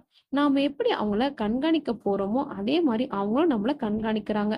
அதுக்கு உதாரணம் தான் கார்த்திக் பின்னாடி வந்த அந்த 2 பேர். அவங்களோட நல்ல நேரம் 2 பேர்ல யாருமே கார்த்திக் கிட்ட மாட்டல. இப்போ அடுத்தது என்ன பண்ணும் அசோக் என டேவிட் கேட்க, செத்து போன 3 பொண்ணுங்களோட வீட்டுக்கு போய் அங்க இப்ப யார் இருக்காங்கன்னு பாக்கணும். அவங்க பேரண்ட்ஸ் இருந்தாங்கன்னா அந்த 3 பொண்ணுங்களை பத்தியும் விசாரிக்கணும். தனிப்படை இன்ஸ்பெக்டர், சப் இன்ஸ்பெக்டர் 2 பேரும் அந்த கேஸ்ல என்ன நடந்ததுன்னு கேட்கணும். அந்த பொண்ணுங்களோட பேட்ச்மேட் எல்லாரோட டீட்டெயில்ஸும் பத்மநாதன் கொடுத்திருக்காரு. செத்து போன பொண்ணுங்களுக்கும் ஃப்ரெண்ட்ஸ் யாருன்னு பார்த்து அவங்க கிட்ட விசாரிச்சா நமக்கு ஏதாவது தெரிய வரும். அசோக், அமைச்சர் தென்னவன் பத்தி ரீசெண்டா ஒரு நியூஸ் படிச்சிருக்கோம், ஞாபகம் இருக்கா? டேவிட் கேட்க அசோக் யோசித்து பார்த்தான். தெரியல டேவிட், சமீபத்துல இவர் ஒரு ஆடம்பர சட் கவ்வாயி தீவில் தொங்கி இருக்கிறாரு. டேவிட் சொல்ல, கவ்வாயி தீவா, அது எங்க இருக்கு என பார்த்து கேட்டார். கேரளால இருக்கல, கண்ணூர்ல இருந்து பக்கம் இந்த கவ்வாயி தீவு. முன்னாள் அமைச்சரா இருந்தாலும் ஆளுங்கட்சி எது வேணாலும் சாதிக்கிற அளவுக்கு செல்வாக்கு இருக்கு அவருக்கு. அனைத்தையும் கேட்டுக்கொண்ட அசோக்கின் மனதில் பதிந்தது அந்த தீவின் பெயர். Kodumudi police station. Inspector Shanmugam மணி பார்த்தார். 12 ஆனது. அயற்சியாய் வெளியில் பார்த்து கொண்டிருந்தார். ஒரு கான்ஸ்டபிள் அனுமதி கேட்டு உள்ளே வந்தார். சார், சொல்லியா? மிஸ்டர் அசோக் வந்திருக்கார். கான்ஸ்டபிள் சொல்ல சண்முகம் எழுந்தார். வெளியே வந்தார். வாங்க மிஸ்டர் அசோக். சர்ப்ரைஸ், எங்க இவ்வளவு தூரம்? இன்ஸ்பெக்டர் சண்முகம் கேட்க அசோக் புன்னகைத்தான். எல்லாம் உங்களை பார்க்கத்தான். என்ன பார்க்கவா? உங்க உதவி தேவைப்படுது ஒரு கேஸுக்கு. சொல்லுங்க அசோக், நான் என்ன பண்ணணும்? ஒண்ணுமில்ல, ஒரு சின்ன விவரம் சொன்னா போதும். கேளுங்க, சொல்றேன். அதுக்கு முன்னாடி என்ன சாப்பிடுறீங்கன்னு சொல்லுங்க. Tea R coffee? Lemon tea கிடைக்குமா? நிச்சயம் கிடைக்கும் என புன்னகித்த சண்முகம் கான்ஸ்டபிளை அழைத்து பணிந்தார். சொல்லுங்க, எந்த கேஸ், என்ன விவரம் வேணும்? 5 வருஷம் முன்னாடி 3 பொண்ணுங்க சூசைட் கேஸ் நீங்க தான் டீல் பண்ணீங்க. ஆமா, அந்த காலேஜ் கூட ஞாபகம் வந்துடுச்சு. Royal college of paramedical science. அந்த 3 பொண்ணுங்களுக்கும் தற்கொலைன்னு ரிப்போர்ட் கொடுத்திருக்கீங்க. ஆமா, அதுல என்ன சந்தேகம்? டாக்டர் சவுந்தரராஜன் உங்ககிட்ட ஒரு பொண்ணு தற்கொலை இல்லைன்னு சொன்னாரா? ஆமா சொன்னாரு. அதை நீங்க விசாரணை பண்ணலையா? சண்முகம் புன்னகைத்தார். ஒரு விஷயம் சொல்லட்டுமா உங்களுக்கு? சொல்லுங்க. அந்த தனிப்படை எந்த விசாரணையும் யாரையும் செய்யல. வாட் என அசோக் அதிர்ச்சியுடன் பார்க்க சண்முகம் தொடர்ந்தார். அந்த தனிப்படை ஒரு கண் துடைப்புக்காக போட்டது, அவ்வளவுதான். இத நான் எதிர்பார்க்கல என அசோக் சொல்ல, அது 5 வருஷத்துக்கு முன்னாடி நடந்த விஷயம். அது நீங்க திரும்ப இப்ப கையில எடுத்திருக்கீங்க. அவங்களுக்கு தெரிஞ்சா ரொம்ப மோசமா நடந்துக்குவாங்க. கவனமா இருங்க. சண்முகம் கவலையா சொன்னார். கான்ஸ்டபிள் ஒருவர் லெமன் டீ, காஃபி இரண்டும் எடுத்து வர அசோக் லெமன் டீ எடுத்துக்கொண்டார். ஒன்றும் சொல்லாமல் புன்னகைத்த அசோக்கை கேள்வியாக பார்த்த சண்முகத்திடம் சொன்னான் அசோக். எதுவும் சூடா இருந்தா எனக்கு ரொம்ப பிடிக்கும் சார் என புன்னகைத்தபடியே. இடம் ஊத்துக்குளி. இறந்து போன சங்கரியின் வீடு. அசோக், டேவிட் இருவரும் சங்கரியின் அப்பாவிற்கு முன் அமர்ந்திருந்தனர். என்னால முடியல தம்பி, நான் போராடி பார்த்துட்டேன். என் பொண்ணோட சாவுக்கு எந்த நியாயமும் கிடைக்கல. ஆனா ஒண்ணு மட்டும் நிச்சயம் தம்பி, தற்கொலை பண்ணிக்கிற அளவுக்கு என் பொண்ணு கோழை இல்ல தம்பி. நான் அப்படி அவளை வளர்க்கல. உங்க பொண்ணுக்கு வேற எதுலயாவது இன்ட்ரெஸ்ட் இருக்கா? நல்லா செஸ் விளையாடுவா. காலேஜ் படிக்கும் போது உங்க பொண்ணுக்கு ஃப்ரெண்ட்ஸ்ன்னு உங்களுக்கு தெரிஞ்சு யாரும் இருந்தாங்களா? அசோக் கேட்க அவர் யோசித்தார். தெரியல தம்பி. அவரிடமிருந்து இருவரும் விடை பெற்றனர். அடுத்து எங்க அசோக் என டேவிட் காரை ஸ்டார்ட் செய்தபடி கேட்க, சிவகிரி, வேணியோட வீடு சொன்ன அசோக் யோசித்தான். என்ன அசோக், துப்பு ஒண்ணும் கிடைக்கலையே, இங்க வந்தது வேஸ்டா? சொல்ல முடியாது டேவிட். ஒருவேளை நமக்கு தெரியாமலே நாம ஏதாவது ஒரு முக்கியமான விஷயத்த விட்டிருப்போம். அது என்னன்னு முதல்ல கண்டுபிடிக்கணும். டேவிட் காரை ஓட்டுவதில் மும்மரம் ஆனான். அடுத்த 3/4 மணி நேரத்தில் சிவகிரி வர வேணியின் வீட்டை அடைந்தனர். வீட்டின் அழைப்பு மணி அடித்து காத்திருக்க ஒரு சிறுமி வந்து எட்டி பார்த்து போனாள். கொஞ்ச நேரம் கழித்து ஒரு இளம் பெண் வெளியில் வந்தாள். யார் நீங்க? என் பெயர் அசோக், ஈரோட்ல இருந்து வரேன். என்ன விஷயம்? உங்க தங்கச்சி வேணி பத்தி ஒரு விசாரணை. அவள் கோபத்துடன் அசோக்கை பார்த்தாள். யார் நீங்க? போலீஸா? அதான் நடந்ததெல்லாம் நாங்க வெளியில சொல்லவே இல்லையே, இன்னும் எதுக்கு தொல்லை பண்றீங்க? அசோக் அவளை நிமிர்ந்து பார்த்தான். நாங்க போலீஸ் இல்ல. அப்புறம் எதுக்கு என் தங்கச்சியை பத்தி கேக்குறீங்க? உங்களுக்கு வந்தனா தெரியுமா? வந்தனாவா? அது யாரு? உங்க தங்கச்சி சாவு தற்கொலை இல்லைன்னு புகார் கொடுத்ததால் விபத்தில் செத்து போன பொண்ணு. அசோக் சொல்ல அவள் அதிர்ந்தாள்.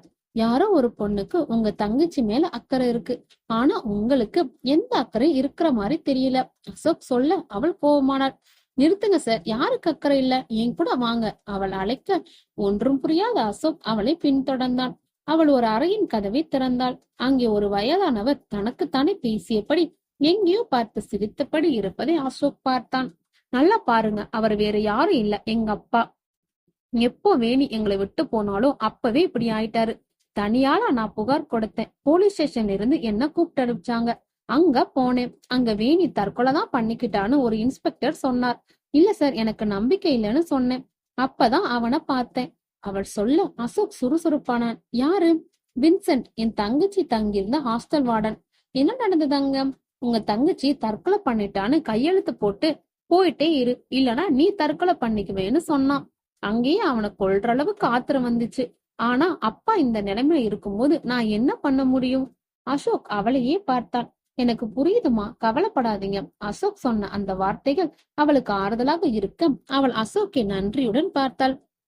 சார், நீங்க எதுக்காக கேக்குறீங்க வேணிய பத்தி? உங்க தங்கச்சியோட தற்கொலைக்கு பின்னாடி யார் இருக்காங்களோ அவங்க வெளியே வருவாங்க. நீங்க கவலைப்படாதீங்க சொன்ன அசோக் கேட்டான். உங்க தங்கச்சியோட ஃப்ரெண்ட்ஸ் யாராவது உங்களுக்கு தெரியுமா? ஞாபகம் இருக்கா? அவள் யோசித்து பார்த்தாள். தெரியல சார். உங்க தங்கச்சிக்கு இன்ட்ரெஸ்டான விஷயம் ஏதாவது? அவன் நல்லா செஸ் ஆடுவா சார். டேவிட் சட்டென்று நிமிர்ந்து அசோக்கை பார்க்க அசோக் புன்னகைத்தான். அசோக், செத்து போன 2 பொண்ணுங்களுக்கும் இருக்கிற ஒற்றுமை செஸ். ஆனா அது அவங்களுக்கு கொலைக்கு காரணமா இருக்க முடியாது. என்ன சொல்ற அசோக்? சங்கரி, வேணி 2 பேரும் செஸ் பிளேயர்ஸ். அதே மாதிரி பிரியா வீட்டுல போய் கேட்டாலும் இந்த பாயிண்ட் நமக்கு கிடைக்கும். அது மட்டும் இல்ல. ஒரு நிமிஷம் இல்ல சொன்ன அசோக் தன் அலைபேசி எடுத்து வந்தனாவின் அண்ணன் சேகரை அழைத்தான். ரிங் போய் எடுக்கப்பட்டது. ஹலோ சேகர். சொல்லுங்க சார், நான் சேகர் தான் பேசுறேன். சேகர், ஒரு சின்ன இன்ஃபர்மேஷன் வேணும். சொல்லுங்க சார், உங்க தங்கச்சி செஸ் பிளேயரா? ஆமா சார், எல்லா டோர்னமெண்ட்லயும் விளையாடி இருக்காங்க. தேங்க்ஸ் சேகர். அசோக் டேவிட்டை பார்த்து புன்னகைத்தான். செத்து போன 3 பொண்ணுங்க மட்டும் இல்லாம வந்தனாவும் செஸ் பிளேயர். அவங்க எல்லாரையும் இணைக்கிறது செஸ் காரணமா இருந்திருக்கு. அதாவது 4 பேரும் ஃப்ரெண்ட்ஸ், 3 பேர் செத்து போயிட்டாங்கன்னு லெட்டர் போட்ட வந்தனாவும் இப்ப இல்ல. வந்தனா செத்து போனதுக்கு மோட்டிவ் இருக்கு. புகார் அனுப்புனதுனால விபத்து நடந்திருக்கு. ஆனால் அந்த 3 பேர் எப்படி செத்து போனாங்க? அதுலயும் ஒரு பொண்ணு சாயங்காலம் 4:30 மணிக்கு செத்துருக்கு. மத்த 2 பேரும் நைட் செத்துருக்காங்க. அப்போ தியரி சொல்றேன், கரெக்டான பாரு. சாயங்காலம் 4 மணிக்கு செத்து போனது வேணி. வேணிக்கு தான் ஏதோ ஒரு பிரச்சனை நடந்திருக்கு. அது சங்கரிக்கும் பிரியாவுக்கும் தெரிஞ்சிடுச்சு. அப்போ வேற வழி இல்லாம அவங்களையும் கொலை பண்றாங்க. எப்படி அசோக்? அவங்க 2 பேர் நுரையீரல் தண்ணி இருந்திருக்கு. டாக்டர் சொன்னது ஒரு பொண்ணு மட்டும்தான் கொலையா இருக்கணும்னு. கரெக்ட் டேவிட், ஆனா 3 பேரையும் கொலை தான் பண்ணிருக்காங்க. எப்படி கொலைன்னு சொல்றேன்னா, அவங்க வீட்டுல விசாரிக்கும் போது செத்து போன பொண்ணுங்க 3 பேருமே தைரியசாலிங்கன்னு தெரிஞ்சது. அதை விட முக்கியம், அவங்க எல்லாரும் செஸ் விளையாடினவங்க. செஸ் ஆட்டத்தோட முக்கிய அம்சம் யோசிக்கிறது, யோசிக்காம எதையும் பண்ணாதது. அப்படி நிதானமா இருக்கிறவங்க கண்டிப்பா தற்கொலை பண்ணிக்க மாட்டாங்க. அசோக் சொல்ல டேவிட் பிரமித்தான். செஸ் பாயிண்ட் இந்த அளவுக்கு ஹெல்ப் பண்ணுதாம் சிரித்தபடி கேட்க அசோக்கும் புன்னகைத்தான். இது ஒரு தியரி தான், தப்பாவும் போகலாம். அப்ப நீ சொன்னபடி வேணிய முதல்ல கொண்டிருக்காங்க, அதை மறைக்க வரும்போது மற்ற 2 பெண்களையும் கொண்டிருக்காங்க. ஆமா டேவிட், 3 பொண்ணுங்களுக்கும் ஹாஸ்டல் இருக்கிற கிணத்துலதான் செத்துருக்காங்க. ஒரு பொண்ணை கொன்னு தூக்கி போட்டிருக்காங்க, மத்த 2 பொண்ணுங்களையும் உயிரோட தூக்கி போட்டிருக்காங்க.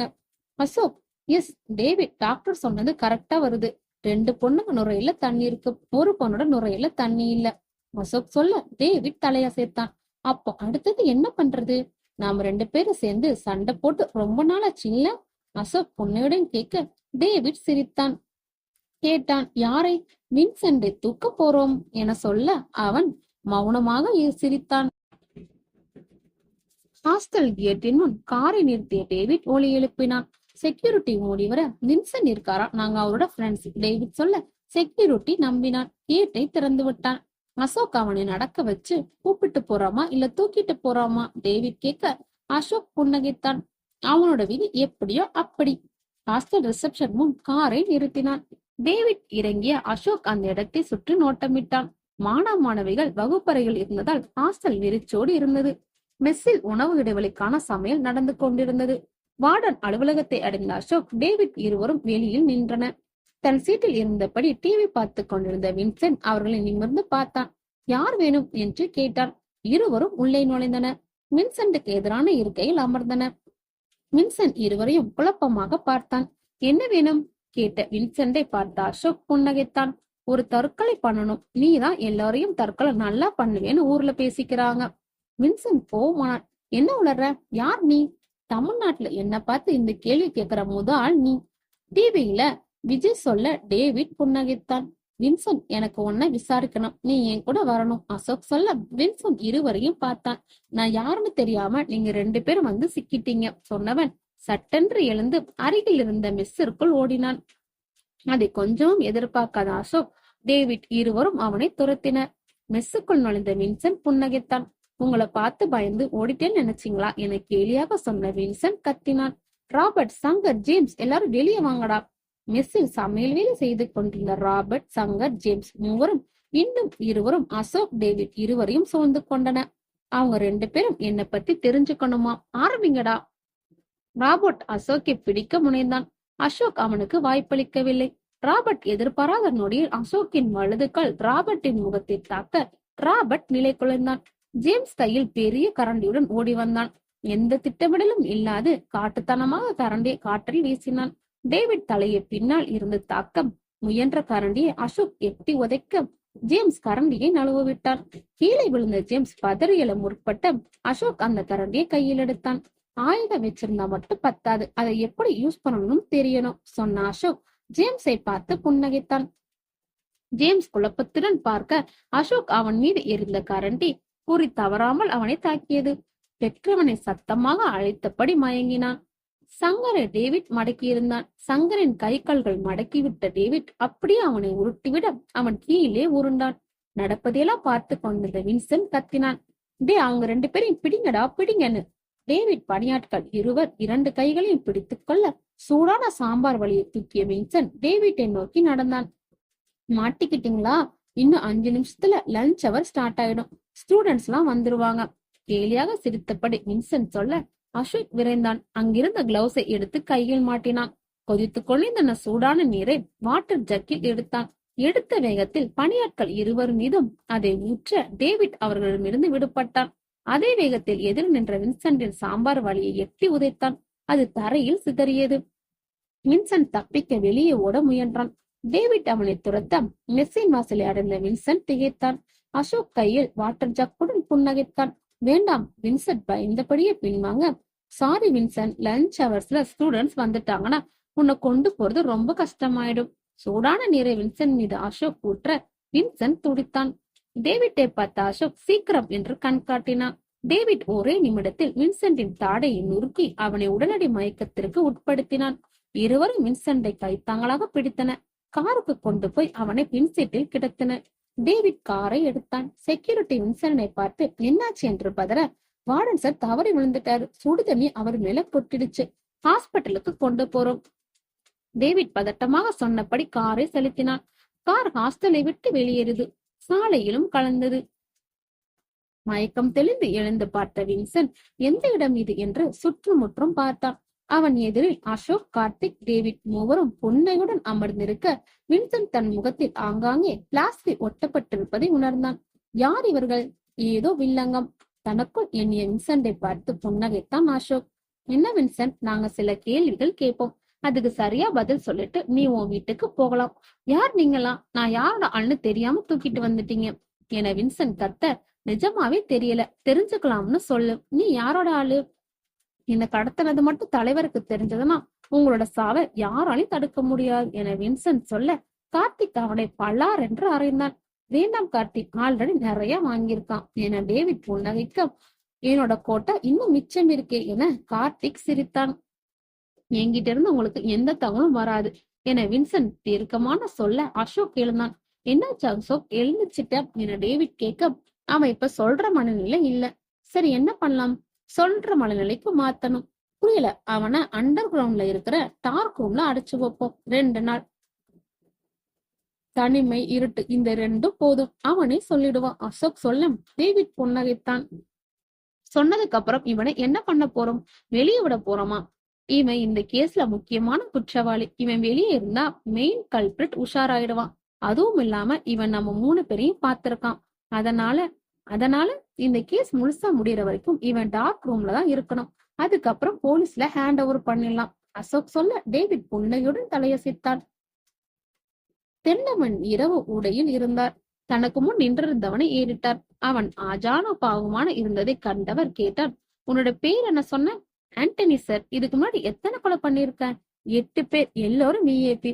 ஆனா இப்ப நீ கொல்ல போறவனா அந்த 8 பேர் மாதிரி நினைச்சுக்காத. இவன் சாதாரண ஆள் இல்ல. அப்படி என்ன சார் அவன் பெரிய ஆளு? ஆண்டனி சொல்ல, முட்டாள், குறுக்கே பேசாத. இவன் சாதாரண ஆள் இல்ல.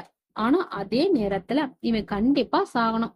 டபுள் பேமெண்ட் வாங்கிக்கோ என தென்னவன் சொல்ல ஆண்டனி புன்னகைத்தான். இந்த போட்டோ என தென்னவன் போட்டோவை கொடுக்க ஆண்டனி போட்டோவை பார்த்தான். போட்டோவில் அசோக் புன்னகைத்தபடி நின்று கொண்டிருந்தான். Ashok detective agency.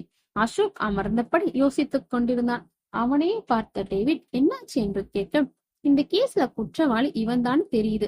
ஆனா நாம ரொம்ப வீக்கா இருக்கோம். என்னோட சந்தேகத்தின்படி வின்சென்ட் தான் 3 பேரையும் கொண்டு இருக்கணும். அது அந்த எக்ஸ் மினிஸ்டர் சொல்லி பண்ணிருக்கணும். புகார் கொடுத்த வந்தனா இப்போ உயிரோட இல்ல. அவளையும் விபத்தை ஏற்படுத்தி சாகடிச்சிருக்காங்க. ஆனா இதெல்லாம் எதுக்கு பண்ணாங்கன்னு தெரியாது. நம்ம கிட்டயும் எந்த ஐடியாவும் இல்ல. முதல்ல நாம காரணத்தை கண்டுபிடிக்கணும். காரணம் தெரிஞ்சாதான் இந்த கேஸ் அடுத்த கட்டத்துக்கு மூவ் ஆகும். காரணம் தெரிஞ்சாதான் இந்த கேஸ் நிக்குமானும் சொல்ல முடியும். ஏன்னா இது 5 வருஷம் முன்னாடி நடந்த சம்பவம்.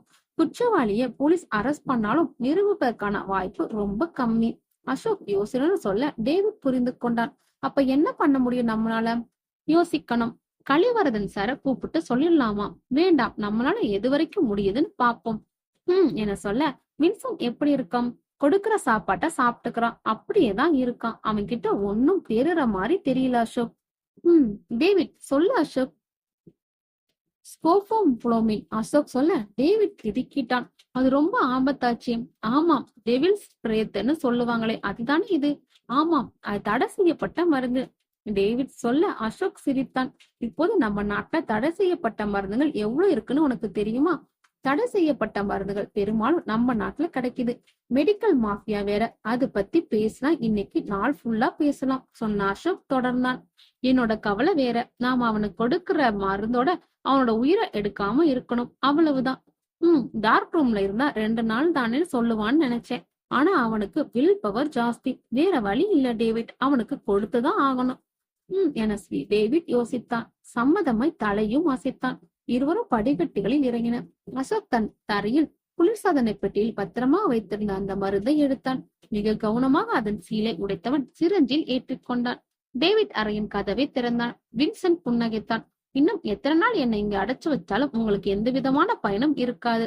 வின்சென்ட் நக்கலாக சொல்ல அசோக் சிரஞ்சை மறைத்தபடி அவன் அருகில் சென்றான். கண்ணா, ஒண்ணு சொல்லட்டுமா? நல்லவன் எப்பவுமே தோக்குற மாதிரிதான் போவான், ஆனா ஜெயிச்சிடுவான். அசோக் சொல்ல வின்சென்ட் புரியாமல் அவனை பார்த்தான். என்ன சொல்ற? புரியலையா? இப்ப புரியும் பாரு, சொன்ன அசோக். வின்சென்ட் எதிர்பார்க்காத ஒரு நொடியில் டேவிட் அவன் தோலை பிடித்து கொள்ள அசோக் அந்த மரிதை பிடிவாதமாக அவன் தோளில் செலுத்தினான். என்ன பண்றீங்க? என்ன விடுங்க, அவங்க 2 பேருக்கும் சாவு நிச்சயம் என வின்சென்ட் கத்தினான். தொடர்ந்து கத்திக் கொண்டிருந்தான். அசோக், டேவிட் இருவரும் அவனை கண்டு கொள்ளவில்லை. அமைதியாய் பார்த்தனர். 5 நிமிடங்கள் சென்றன. வின்சென்டின் தொனி மாறியது. பல நாள் தூங்காமல் இருப்பவன் போல் அவன் குரல் குளறியது. வின்சென்ட் நாற்காலில் அமர வைக்கப்பட்டான். தண்ணி தண்ணி என வின்சென்ட் கத்தினான். தண்ணி தரோம், முதல்ல நாங்க கேட்கிற கேள்விகளுக்கு பதில் சொல்லு, அசோக் சொல்ல. என்ன தெரியணும் கேளுங்க என குளறியபடி சொன்னான். சங்கரி, மேனி, பிரியா 3 பேரையும் தெரியுமா? தெரியும். 3 பேரும் செத்து போயிட்டாங்க, அது தெரியுமா? தெரியும். அவங்க செத்து போனது தற்கொலை இல்ல, அது தெரியுமா? அசோக் கேட்க வின்சென்ட் மௌனமாக இருந்தான். பதில் சொல்லு வின்சென்ட், அவங்க 3 பேர் தற்கொலை பண்ணிக்கிட்டாங்களா? ஒரு நிமிடம் தயங்கி வின்சென்ட் பதில் சொன்னான். இல்ல, டேவிட் எல்லாவற்றையும் ரெக்கார்ட் செய்தான். 3 பேரையும் கொன்னது யாரு? அசோக் கேட்க வின்சென்ட் பதில் ஒன்றும் சொல்லாமல் மௌனமாக இருந்தான். நீ பதில் சொல்லணும்னா உனக்கு இன்னொரு டோஸ் போடுவோம். நாங்க டாக்டர்ஸ் இல்ல, இவ்வளவுதான் டோஸ் போடுறோம்னு எங்களுக்கு தெரியாது. எதுக்காக சொல்றனா, நீ செத்து போயிட்டா நாளைக்கு பேயா வந்து அலைய வேண்டாம்னு அசோக் சொல்ல வின்சென்ட் முகம் பயத்தில் வெளியேறியது. அசோக் மீண்டும் கேட்டான். 3 பேரையும் கொன்னது யாரு? வின்சென்ட் தொடர்ந்து மௌனம் காக்க அசோக் மருந்து பாட்டலை கையில் எடுத்தான். அதை பார்த்த வின்சென்ட் கத்தினான். வேண்டாம் வேண்டாம், நான் சொல்லிடுறேன் என. அன்று கல்லூரி மகளிர் விடுதி. சிஸ்டர் மோனி ரெக்கார்டுகளை பார்த்து கோபமானார். எதிரில் கரஸ்பாண்டன்ட் தென்னவன் அமர்ந்திருக்க அவர் P.A. வின்சென்ட் அவர் அருகில் நின்று கொண்டிருந்தான். நீங்க எங்களை ஏமாத்திருக்கீங்க. எங்க கிட்ட நிதி வாங்கும் போது உங்க காலேஜ்ல பொண்ணுங்களுக்கு எல்லாமே இலவசமா கொடுப்போம்னு சொன்னீங்க. ஆனா எல்லார்கிட்டயும் ஃபீஸ் வாங்கி இருக்கீங்க. ஹாஸ்டல் ஃபீஸ் ரொம்பவே ஜாஸ்தி. கம்ப்யூட்டர் லேப் இல்ல, ஆனா அதுக்கும் ஃபீஸ் வாங்கியிருக்கீங்க. எங்க அமைப்பு கிட்ட நீங்க வாங்கின நிதியா நீங்க இங்க முதலீடு பண்றதுக்கான ஆதாரம் எதுவும் இல்ல. ஐ எம் சாரி மிஸ்டர் தென்னவன், நீங்க ஏன் எங்களோட ஆடிட்டிங் தள்ளி போட்டுட்டே வந்தீங்கன்னு எங்களால புரிஞ்சுக்க முடியுது. உங்க காலேஜுக்கு இனிமே எங்களோட அமைப்பு சார்பா எந்த நிதியும் வராது. என்னோட ரெக்கமெண்டேஷன் அப்படிதான் இருக்கும். சிஸ்டர் மோனி சொல்ல தென்னவன் கடுப்பானார். சிஸ்டர், என்ன பெருசா தப்ப கண்டுபிடிச்சிட்டீங்க? யாரும் செய்யாதையா நாங்க செஞ்சிட்டோம்? மிஸ்டர் தென்னவன், உங்க பேச்சு சரியில்லை. கோடிக்கணக்கான ரூபாய் கையாடல் பண்ணிருக்கீங்க. எந்த ரெக்கார்ட்ஸும் முறையா இல்ல. இங்கிருந்து போனா உடனே நான் பண்ண போற முதல் காரியம் உங்க காலேஜுக்கு வர்ற நிதியை நிறுத்துறதுதான். சிஸ்டர் மோனி சொல்ல தென்னவன் புன்னகைத்தார். அதுக்கு முதல்ல நீ இங்கிருந்து வெளியே போகணும் இல்லையா சிஸ்டர்? சிஸ்டர் மோனி திக்கென்று அதிர்ந்து போய் தென்னவனை பார்த்தார். என்ன சொல்றீங்க மிஸ்டர் தென்னவன்? நீங்க ரொம்ப நேர்மையானவங்க சிஸ்டர். இந்த பூமிக்கு இவ்வளோ நேர்மை தேவையில்லை, சொன்ன தென்னவன் வின்சென்டை பார்க்க வின்சென்ட் சிஸ்டர் மோனியின் அருகில் சென்றான். சுற்றுமுற்றும் பார்த்தவன் யாரும் இல்லை என்பதை அறிந்த பின் சிஸ்டர் மோனியின் மூக்கையும் வாயும் ஒரு சேர பொத்தினார். சிஸ்டர் மோனி திமிரினார். விடுபட போராடினார். சீக்கிரம் வின்சென்ட் என தென்னவன் சொல்ல வின்சென்ட் அழுத்தத்தை அதிகப்படுத்தினான். மோனியின் உடம்பு துவண்டு விழ வாசலை பார்த்த வின்சென்ட் அதிர்ந்தான். வேணி கையில் ஒரு பேப்பருடன் நின்றிருந்தாள். கண்களில் பயம். உள்ளவாமா சார் என பயந்தபடியே உள்ளே வந்தாள். இங்க நடந்ததை எங்கேயும் போய் சொல்லக்கூடாது, புரியுதா? சரிங்க சார் என வேணி சொல்ல தென்னவன் பயங்கரமாய் சிரித்தார். நான் அரசியல்வாதிமா, உன்னோட விதி முடிஞ்சிருச்சு. நான் என்ன பண்ணட்டும் சொல்லு? சரி, என்ன ஒண்ணும் பண்ணாதீங்க. ஊருக்கு போறதுக்கு பெர்மிஷன் கேட்டு லெட்டர் கொண்டு வந்திருக்கேன். வேணு நடுக்கமாய் சொல்ல தென்னவன் வின்சென்டை பார்த்தார். வின்சென்டும் புரிந்து கொண்டான். கையில் இருந்த ஒயரை வேணியின் கழுத்தில் சுற்றி போட்டு இருக்கத் தொடங்கினான். 3 நிமிடங்களில் வேணி தடலமாய் கீழே விழுந்தாள். ஐயோ, இப்ப எப்படி டிஸ்போஸ் பண்றது? அந்த பொண்ணை நைட்டு கொண்டு போய் கிணத்துல தூக்கி போட்டுடு. யாராச்சும் கேட்டா தற்கொலை பண்ணிக்கிச்சு அந்த பொண்ணுன்னு சொல்லிடலாம். மூடிய தோட்டத்துல கொண்டு போய் எரிச்சிடி. இப்படி ஒரு சிஸ்டர் இங்க வரவே இல்லைன்னு சொல்லிக்கலாம். Okay sir. பிரியா, கொஞ்சம் நில்லு, யாராச்சும் இருக்காங்களான்னு பாரு, சங்கரி சொல்ல. சும்மா வாடி, போகும்போது எவ்வளவு தைரியமா போனோம், திரும்பி வரும்போது அதே தைரியம் இருக்கணும் என பிரியா புன்னகைத்தாள். ஹாஸ்டல் காம்பவுண்ட் சுவர் எகிரி குதித்தும் இருவரும் விஜய் நடித்து ரிலீஸ் ஆன கத்தியை பார்த்துவிட்டு திரும்பிக் கொண்டிருந்தன. பிரியா காம்பவுண்ட் சுவரில் மெதுவாக தலையை நீட்டி எவரேனும் இருக்கிறார்களா என்று பார்த்தாள். எவரும் இல்லை. சங்கரிக்கு சைகை செய்தாள். கைகளை அழுத்தமாய் நின்றபடி எம்பி குதித்தாள். பிரியாவை தொடர்ந்து சங்கரியும் உட்புறமாக குதித்தாள். உட்புறம் வந்த சங்கரியின் பார்வை கிணற்றின் அருகே நின்று கொண்டிருந்த வின்சென்ட் பட்டான். கீழே தரையில் யாரது? சங்கரி உற்று பார்க்க விளக்கு வெளிச்சத்தில் முகம் தெளிவாக தெரிந்தது. அது வேணி என்று. வேணியின் முகத்தை பார்த்த சங்கரி அதிர்ந்தாள். பிரியா மெல்ல பிரியாவை அழைத்தாள். இன்னொடி என்று திரும்பிய பிரியா சங்கரி கை காட்டிய இடத்தில் பார்த்தவள் எக்கச்சக்கமாய் அதிர்ந்தாள். பதட்டத்தில் என்ன செய்கிறோம் என்று தெரியாமல் அங்கே ஓடினாள். பிரியா ஓடாத நில்லு என பிரியாவை தொடர்ந்து சங்கரியும் ஓட வின்சென்ட் இருவரையும் திரும்பி பார்த்தான். அந்த நேரத்தில் அவர்களை எதிர்பார்க்காத வின்சென்ட் அதிர்ந்தான். என்னாச்சுக்கு வேணிக்கு என பிரியா கேட்க வின்சென்ட் பதில் ஒன்றும் சொல்லாமல் புன்னகைத்தான். உன்னைத்தான் கேக்குறேன் சொல்லு என ஆத்திரமான பிரியா வின்சென்டின் சட்டையை பிடித்தாள். பயந்து போன சங்கரி பிரியாவிற்கும் வின்சென்டிற்கும் இடையில் வந்து பிரியாவை விலக்கி விட எத்தனித்தாள். வின்சென்ட் பிரியாவை எட்டி உதைக்க அவள் எகிரி போய் விழுந்தாள். வலியிலும் துடித்தாள். சங்கரி பிரியா துடிப்பதை பார்த்தவுடன் அருகில் இருந்த ஒரு கட்டை எடுத்தபடி வின்சென்ட் மீது பாய்ந்தாள். சற்றென்று விலகி கொண்ட வின்சென்ட் அவளை அப்படியே தூக்கி கொண்டான். சுற்றுமுற்றும் பார்த்தான். பெரும்பாலான மாணவிகள் தேர்வு விடுமுறைக்காக தத்தம் வீடுகளுக்கு போயிருக்க எந்த அறையிலும் விளக்கெறியவில்லை. என்னை விடு என்னை விடு என சங்கரி கத்த துளியும் கண்டு கொள்ளாத வின்சென்ட் அவளை அப்படியே கிணற்றில் தூக்கி எறிந்தான். அதை பார்த்த பிரியா உறைந்தாள். அவனிடமிருந்து தப்பிக்க முயற்சித்தாள். இருட்டு அவளுக்கு சாதகமாக இருக்க தபதபவென்று ஓடினாள். ஒரு மறைவான இடம் வர பதுங்கிக் கொண்டாள். பின்னாடியே பிசாசு மாதிரி வின்சென்ட் துரத்தி வந்தான்.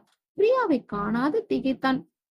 எங்க இருக்க? என்கிட்ட நீ தப்ப முடியாது என வின்சென்ட் கத்த பிரியாவிற்கு நடுக்கம். மூச்சை பிடித்து கொண்டு அமர்ந்திருந்தாள். கையில் இருந்த டார்ச்சை காட்டுத்தனமாக கண்ட இடங்களில் அடித்தான். வின்சென்ட் டார்ச் வெளிச்சம் ஒரு நிமிடம் அவளை தழுவி போக வின்சென்ட் பாய்ந்தான். தப்பிக்க முயன்ற முடியாத பிரியா மாட்டிக்கொண்டாள். கெஞ்சினாள், என்னை விட்டுடு பிளீஸ் என.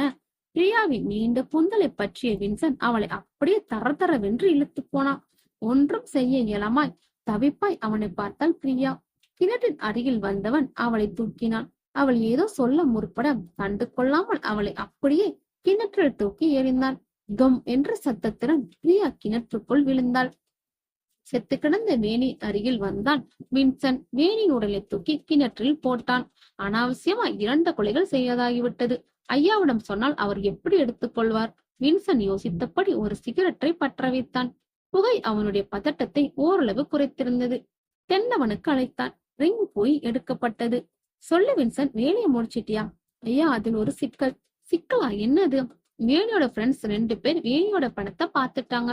என்ன சொல்ற வின்சென்ட்? ஆமாங்க, நான் சொல்றது நிஜம்தான். என்ன பண்ண அவங்கள? 2 பேரை கிணத்துல தூக்கி போட்டு கொன்னுட்டேன். இடியட். ஐயா, கவனமா செய்ய வேண்டாமா? நான் ரொம்ப கவனமா தான் இருந்தேன். அந்த 2 பொண்ணுங்களும் காம்பவுண்ட் சுவர் ஏறி குதிச்சு உள்ள வந்தாங்க. வின்சென்ட், நீ என்ன பண்ணுவே எனக்கு தெரியாது. மந்திரி சபை லிஸ்ட்ல என்னோட பேர் இருக்கு. இப்ப போய் இதுல பிரச்சனை ஆச்சுன்னா என்னோட அரசியல் வாழ்க்கை முடிஞ்சிடும். எந்த காரணத்தை கொண்டும் இது பிரச்சனையாகாம பாக்குறது உன்னோட பொறுப்பு. யார வேணாலும் பாரு, என்ன வேணாலும் செய், எவ்வளவு பணம் வேணாலும் வாங்கிக்கோ. அந்த 3 பொண்ணும் தற்கொலை பண்ணிக்கிட்டாங்க. அப்படிதான் கேஸ் எழுதணும். புரிஞ்சுதா? புரிஞ்சுதுங்க ஐயா. வின்சென்ட் சொல்லி முடித்திருக்க அசோக் பெருமூச்சு விட்டான். வின்சென்ட், நீ எவ்வளவு பெரிய தப்பு பண்ணிருக்க தெரியுமா? அசோக் கேட்க வின்சென்ட் புன்னகைத்தான். அதான் இப்போ நான் எக்ஸ் மினிஸ்டர் ஆளுன்னு தெரிஞ்சு போச்சுல. ஏற்கனவே ஐயா உங்க 2 பேரையும் நோட் பண்ணியாச்சு. உங்க 2 பேருக்கும் சாவு நிச்சயம். ஹாஸ்டல்ல இருந்த சிசிடிவி கேமரால் நீங்க பதிவாயிருப்பீங்க. வின்சென்ட் இன்னும் மருந்தின் தாக்கத்தில் புலறினான். வின்சென்ட், இன்னும் ஒரு கேள்வி பாக்கி இருக்கு. கேளுங்க. வந்தனா எப்படி செத்தா? அவ எல்லாருக்கும் மனு அனுப்பிட்டே இருந்தா. அதுல ஒண்ணு ஐயாவுக்கும் வந்துச்சு. ஐயா என்கிட்ட சொன்னாரு. நான் முடிச்சிட்டேன். வின்சென்ட், என்னுடைய ஐயா என்ன தேடி வருவாரா என அசோக் கேட்டான். கண்டிப்பா வருவாரு, உன்னை விட மாட்டார் என வின்சென்ட் சொல்ல அசோக் புன்னகைத்தான். அப்ப நீ எதுக்கு வெட்டிய உயிரோடு இருக்கணும்? செத்து போ சொன்ன அசோக் கையில் இருந்த சிரஞ்ச் முழுவதும் மருந்தை நிரப்பினான். வெறியுடன் அவன் உடம்பின் அநேக இடங்களில் குத்தினான். அதை கொஞ்சமும் எதிர்பார்க்காத வின்சென்ட் அதிகமாக குளறினான். டேவிட். அசோக்கின் உரத்த கூச்சல் டேவிட்டை திகைக்க வைத்தது. இந்த மருந்து இன்னும் 2 மணி நேரத்துல இவனுக்கு ஹார்ட் அட்டாக் கொண்டு வரும். அதுக்குள்ள இந்த நாயை கொண்டு போய் ஜிஹெச்ல அட்மிட் பண்ணிட்டு வந்துரு. அங்கேயே செத்த அனாத பணமா போகட்டும். அசோக் அசோக்கின் கைகளை பிடித்தான். யாருன்னு தெரியல, ரோட்டில் மயங்கி கிடந்தான்னு சொல்லி அட்மிட் பண்ணிட்டு வந்துரு. அசோக் சொல்ல டேவிட் தலையசைத்தான். டேவிட் மெலிதாய் கேட்டான். Ashok, are you okay? என்ன டேவிட், டென்ஷன் ஆயிட்டேன்னு பாக்குறியா? இவன் கதையையும் இவங்க அப்பனையும் அந்த தென்னவன் கதையும் நாம தான் முடிக்கணும். ரொம்ப நாள் முன்னாடியே முடிவெடுத்துட்டேன். அசோக் சொல்ல டேவிட் ஒன்றும் சொல்லவில்லை. உனக்கு ஒண்ணு தெரியுமா டேவிட், நாம இந்த டிடெக்டிவ் ஏஞ்சல் ஸ்டார்ட் பண்ணும் போதே நீதியை காப்பாத்த எப்பவுமே காம்ப்ரமைஸ் பண்ணக்கூடாதுன்னு முடிவெடுத்திருக்கோம். நியாயமான முறையில் நீதியை காப்பாத்த முடியலன்னா அநியாயமான முறையில் நீதியை கண்டிப்பா காப்பாத்துவோம். இவன் சாக வேண்டியவன் டேவிட். இவன் மட்டுமல்ல, அவனும் தான். அசோக்கின் கண்களின் வெறி. டேவிட் அசோக்கை சமாதானப்படுத்தினான். கவலைப்படாத, உன் கூட நாங்க எப்பவுமே இருப்போம். தேங்க்ஸ் டேவிட், இவனை கொண்டு போய் அட்மிட் பண்ணிட்டு வா. டேவிட் வின்சென்டை கைத்தாங்களாக நடக்க வைத்து காருக்கு கூட்டி போனான். வின்சென்டை காரில் ஏற்றியவன் கிளம்பி போய்விட அசோக் கொஞ்ச நேரம் தனியாக நின்றான். கண்களை மூடி நீண்ட பெருமூச்சு விட்டான். தன் அறைக்கு செல்ல திரும்பினான். அப்போது ஒரு கார் அங்கு வந்து நின்றது. காரிலிருந்து ஆண்டனி இறங்கினான். காரிலிருந்து இறங்கிய ஆண்டனி கேட்டை ஓசையின்றி திறந்து கொண்டு உள்ளே நுழைந்தான். தன் பாக்கெட்டில் இருந்த ரிவால்வரை தொட்டு பார்த்து கொண்டான். எவரும் கண்முன் தென்படாது கண்டு வியந்தான். எல்லாரும் அப்படி இப்படி என்கிறார்கள். இங்கு என்னடா வென்றால் ஈ காக்கா கூட இல்லை. எவர் வேண்டுமானாலும் எளிதில் உள்ளே நுழையலாம் போலிருக்கிறது. தனக்குள் புன்னகைத்தான். சுற்றுமுற்றும் பார்த்தான். மெதுவாக அடிமேல் அடி வைத்தான். ஒவ்வொரு அறையாய் ஓரக்கண்ணில் பார்த்தான். எல்லா அறைகளும் காலியாக இருக்க ஒருவேளை யாரும் இல்லையாம், எல்லாரும் எங்க போயிருப்பார்கள் யோசித்தபடி மெதுவாக முன்னேறினான். அசோக்கின் அருகே நெருங்கியவன் மெதுவா எட்டி பார்க்க நிமிர்ந்து பார்த்த அசோக் ஆண்டனியை கவனித்து விட்டான். எஸ் கம்மின், அசோக் குரல் கொடுக்க ஆண்டனி வேறு வழியின்றி உள்ளே நுழைந்தான். உட்காருங்க. ஆண்டனி அசோக்கின் எதிரில் அமர்ந்தான். யார் நீங்க, என்ன வேணும் என அசோக் கூர்மையாக ஆண்டனியை பார்க்க அசோக்கின் பார்வையை சந்திக்க முடியாத ஆண்டனி வேறு திசையில் பார்த்தான். யார் நீங்க, என்ன வேணும் என அசோக் மறுபடியும் கேட்க நான் என ஆண்டனி தடுமாறினான். சொல்லுங்க ஆண்டனி, எதனாலும் பரவாயில்ல அசோக் சொல்ல ஆண்டனியின் முகத்தில் உச்சபட்ச அதிர்ச்சி. சார், உங்களுக்கு கம்ப்ளீட்டா தெரியும். 8 கொலை பண்ணிருக்கீங்க. Professional killer. சரியா நான் சொன்னது? சார், இங்க யாருக்கு ஸ்கெட்ச், எனக்கா என அசோக் புன்னகைத்தான். கொஞ்ச நேரம் அசோக்கிய பார்த்த ஆண்டனி ரிவால்வரை வெளியில் எடுத்தான். அதை பார்த்த அசோக், பரவாயில்லையே, பிளான் பண்ணி வந்திருக்கீங்க. உங்கள இன்னைக்கு நான் மட்டும்தான் இருக்கேன். ஆரம்பிங்க உங்க வேலைய சொன்ன அசோக் தன் முன் இருந்த லேப்டாப்பை பார்க்க ஆண்டனி திகைத்தான். வழக்கமாக தான் கொன்ற ஆட்கள் ஒவ்வொருவரும் அலறி தொடுத்ததை பார்த்த ஆண்டனிக்கு அசோக்கின் செயல் நம்ப முடியாமல் இருந்தது. ஆண்டனி ஒரு நொடியில் குழம்ப அசோக் விரைந்து செயல்பட்டான். கண்ணிமைக்கும் நேரத்தில் லேப்டாப்பை தூக்கி அவன் மீது வீச அது ஆண்டனி முகத்தில் பலமாய் அடித்தது. அப்போதும் ரிவால்வரை விடாது ஆண்டனி அசோக்கை குறிப்பார்க்க சற்றென்று குனிந்த அசோக் ஆண்டனியின் கால்களை பிடித்து இழுக்க ரிவால்வரை தவறவிட்டபடி கீழே விழுந்தான். ரிவால்வரை பாய்ந்து எடுத்த அசோக் ஆண்டனியை பட்டு புன்னகைத்தான். வாழ்க்கையில ஆபத்தான கட்டம் வரும்போது ரொம்ப கேஷுவலா இருக்கணும். கூல், எழுந்திரி ஆண்டனி. ஆண்டனி எழுந்த வேகத்தில் அசோக்கின் மீது பாய்ந்தான். ஏற்கனவே வின்சென்ட் மீது இருந்த எரிச்சலே இன்னும் தீராத நிலையில் இருந்த அசோக் சட்டென்று விலகி ஆண்டனியின் கழுத்தில் தன் இடது கையால் இறுக்கமாக பிடித்தான். ஆண்டனி சுவாசம் தடைப்பட்டு இருமினான். தன் வலது கையால் ஆண்டனியின் முகத்தில் குத்த அவன் நாசி உடைந்து ரத்தம் கொட்டியது. வலது காலால் வலிமையாய் மிக வலிமையாய் எட்டி உதைக்க ஆண்டனி அலறியபடி சுவரில் மோதிக்கொண்டு கை கால்களை பரப்பியபடி தரையில் விழுந்தான். அசோக் அவனைய பார்க்க ஆண்டனி அலறினான். என்னை விட்டுடு, என்னை விட்டுடுன்னு. உன்னை யார் இங்க அனுப்பிச்சாங்க? எக்ஸ் மினிஸ்டர் தென்னவன். ஆண்டனி ரத்தத்தை துடைத்தபடி பதில் சொன்னான். என்னை கொலை பண்ண எவ்வளவு தரேன்னு சொன்னா? 50 லட்சம் என சொல்ல அசோக் சிரித்தான். எனக்கு நல்ல வேல்யூ இருக்கு போலையே. ஆண்டனியே நெருங்கினான். வேண்டாம் என ஆண்டனி அலற, 8 கொலை பண்ணவன் இப்படியா பயப்படுறது என கேட்ட அசோக் ஆண்டனியை பார்த்து புன்னகைத்தான். ஆண்டனி மௌனமாக அசோக்கை பார்க்க, நீ உயிரோட இருக்க ஆசைப்படுறியா இல்ல இங்கேயே உன்ன போட்டுறவா என கேட்ட அசோக் ரிவால்வரை சேஃப்டி லாக்கை விடுவித்தான். வேண்டாம், என்ன கொன்னுடாது என ஆண்டனி நடுங்கினான். நான் சொல்றபடி கேட்கிறேன்னு சொல்லு, உன்னை விட்டுறேன் அசோக் சொல்ல ஆண்டனி அவனை நம்ப முடியாமல் பார்த்தான். உண்மையாதான் சொல்றேன். நீ வாழணுமா இல்ல சாகணுமா, நீ முடிவு பண்ணிக்கோ அசோக் சொல்ல ஆண்டனி அசோக்கை பார்த்தான். தலையும் அசைத்தான். நீ சொல்றத கேக்குறேன்னு. That's good. இப்ப ஓகேன்னு சொல்லிட்டு மாறி நடந்தேன்னு வை. அடுத்து உன்ன எங்க பார்த்தாலும் உன்னை உயிரோட இருக்க மாட்டேன். இல்ல, நீ சொல்றத நான் கண்டிப்பா கேக்குறேன். உன்னை அனுப்புனவங்கிட்ட போய் சொல்லு. இல்ல நீ சுட்டுட்ட, நான் ஹாஸ்பிட்டல் இருக்கிறதா சொல்லு.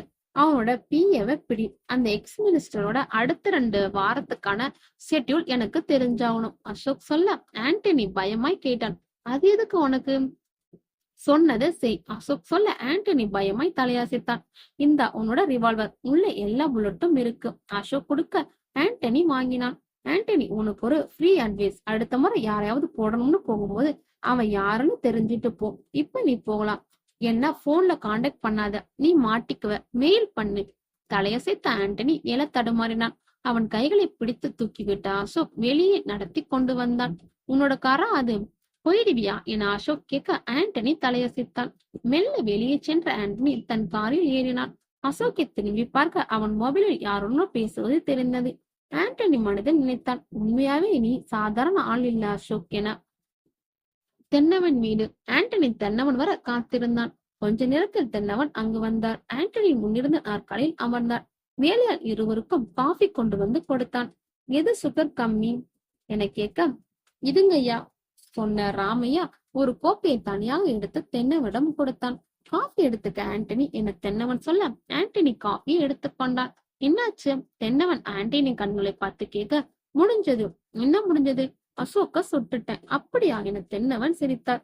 அசோக் செத்துட்டானாம்? இல்ல, ஹாஸ்பிட்டல்ல இருக்கான் ஆண்டனி சொல்ல, தென்னவன் மகிழ்ந்தார்.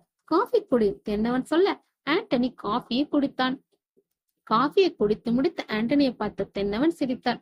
ஆண்டனி, சார், நான் என்ன முட்டாள் நினைச்சியா? சார், அசோக் ஹாஸ்பிட்டல்ல இருந்தா இந்நேரம் எனக்கு தெரிஞ்சிருக்கும். சார், ஆண்டனிக்கு கண்கள் இருட்டின. நெஞ்செரிஞ்சது. ஆண்டனி, நான் அரசியல்வாதி. ஒருத்த உண்மை பேசுறானா பொய் சொல்றதுக்கும் கூடவா எனக்கு வித்தியாசம் தெரியாது நினைக்கிற? ஆண்டனி வாயிலிருந்து ரத்தம் வர தென்னவன் சிரித்தார். வேறொன்னும் இல்ல, பொட்டாசியம் சைனேட் கம்ப்ளீட்டா ஹீமோகுளோபினை உறிஞ்சி எடுத்து சாகடிக்கும். தென்னவன் சொல்லும் போது ஆண்டனி சரிந்து விழ, ராமையா என தென்னவன் அழைத்தார். ஐயா என ஓடி வந்து கை கட்டி நின்ற ராமையாவிடம் சொன்னார், உயிர் எடுத்துட்டு வான அனுப்பிச்சா உயிர் பிச்சை வாங்கிட்டு வந்திருக்கு இந்த நாய். நம்ம காட்டுல வச்சு எரிச்சிடு. இவன் என்ன பார்த்த அடையாளமே இருக்கக்கூடாது என தென்னவன் சொல்ல, ராமையாவும் தலையை ஆட்டினார்.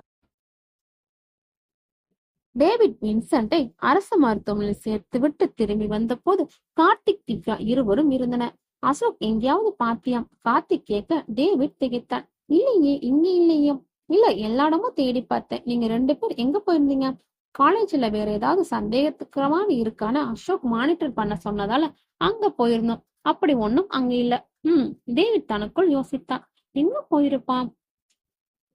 அசோக்கின் அலைபேசியை தொடர்பு கொள்ள அது அசோக்கின் அறையிலிருந்து மெல்லிசையை வெளியிட்டது. டேவிட் மெலிதாக ஒரு நடுக்கத்தை உணர்ந்தான். மொபைல் இங்க இருக்கு, ஆனா அசோக் இல்ல. ஏதோ விபரீதம். அசோக்கின் அறைக்கு சென்று பார்த்தான். சண்டை நடந்ததற்கான அடையாளங்கள் தெரிந்தன. கார்த்திக், திவ்யா இருவரும் சற்று தூரத்தில் பேசிக் கொண்டிருக்க அவர்களிடம் சொல்லலாமா என யோசித்தான். வீணாக பதட்டம் ஆகிடார்கள். அதுவும் திவ்யாவிற்கு அசோக்கிற்கு ஏதாவது ஒன்று என்றால் தாங்க மாட்டாள். அசோக்கின் அலைபேசி எடுத்த டேவிட் அதை சைலண்ட் முடிவுக்கு மாத்தினான். தன் பாக்கெட்டில் போட்டுக்கொண்டான். எல்லா இடமும் சுற்றி பார்த்தான். உள்ளே பயம் பரவியது. இதுவரை இப்படி ஒரு நாள் கூட ஆனதில்லை. அவன் குழப்பமா இருந்ததை பார்த்த திவ்யா அவன் அருகில் வந்தாள். என்னாச்சு டேவிட், ஏதாவது பிரச்சனையா? இல்லை என்று சொன்ன டேவிட்டின் முகத்தை உற்று நோக்கிய திவ்யா, தயங்காத டேவிட், எதுவா இருந்தாலும் சொல்லு அவ கேட்க கார்த்தியும் அருகில் வந்தான். என்னாச்சு டேவிட்? இருவரை முகையில் பார்த்த டேவிட் தவிப்பானாம். அசோக காணோம் டேவிட் சொல்ல இருவரும் திடுக்கிட்டனர். டேவிட், என்ன சொல்ற நீ? அசோக் எங்க என திவ்யா பதறினாள். தன் மொபைலை எடுத்து அசோக்கின் மொபைலுக்கு அழைத்தாள். அசோக் மொபைல் என்கிட்டதான் இருக்கு திவ்யா. அசோக் ரூமில் இருந்து நான் இப்போதான் எடுத்தேன். திவ்யா தளர்ந்தாள். அவள் கண்களில் கண்ணீர் திரண்டன. துடைத்துக் கொண்டாள். கார்த்திக் ஷூவை மாட்டினான். உள்ளே சென்ற கார்த்திக் வெளியே வரும்போது கையில் ரிவால்வர் இருந்தது. டேவிட் திடுக்கிட்டு போய் கார்த்தியை பார்க்க, அசோக் மொபைல் இருக்கு, அசோக் இல்லன்னு அவனுக்கு ஏதோ ஆயிருக்கு. அப்ப கண்டிப்பா அந்த தென்னவன் தான் காரணமா இருப்பான். கார்த்திக் கோபமாய் சொன்னான். அப்படிதான் இருக்குமோ என டேவிட்டிற்கும் சந்தேகம் அழுத்தது. உங்க 2 பேருக்கும் சாவு நிச்சயம். வின்சென்ட் சொன்னது டேவிட்டின் ஞாபகத்துக்கு வந்தது. திவ்யா என டேவிட் அழைத்தான். நீ இங்கே இரு. கார்த்திக் சொல்றது சரியா இருக்கலாம். நானும் கார்த்தியும் போய் என்னன்னு பார்த்துட்டு வரும். பத்திரம் டேவிட். டேவிட் வெளியே வந்தான். டேவிட் என திவ்யா அழைத்தாள். சொல்லு திவ்யா. எதுக்கும் கொஞ்சம் நேரம் காத்திருந்து பார்க்கலாமே.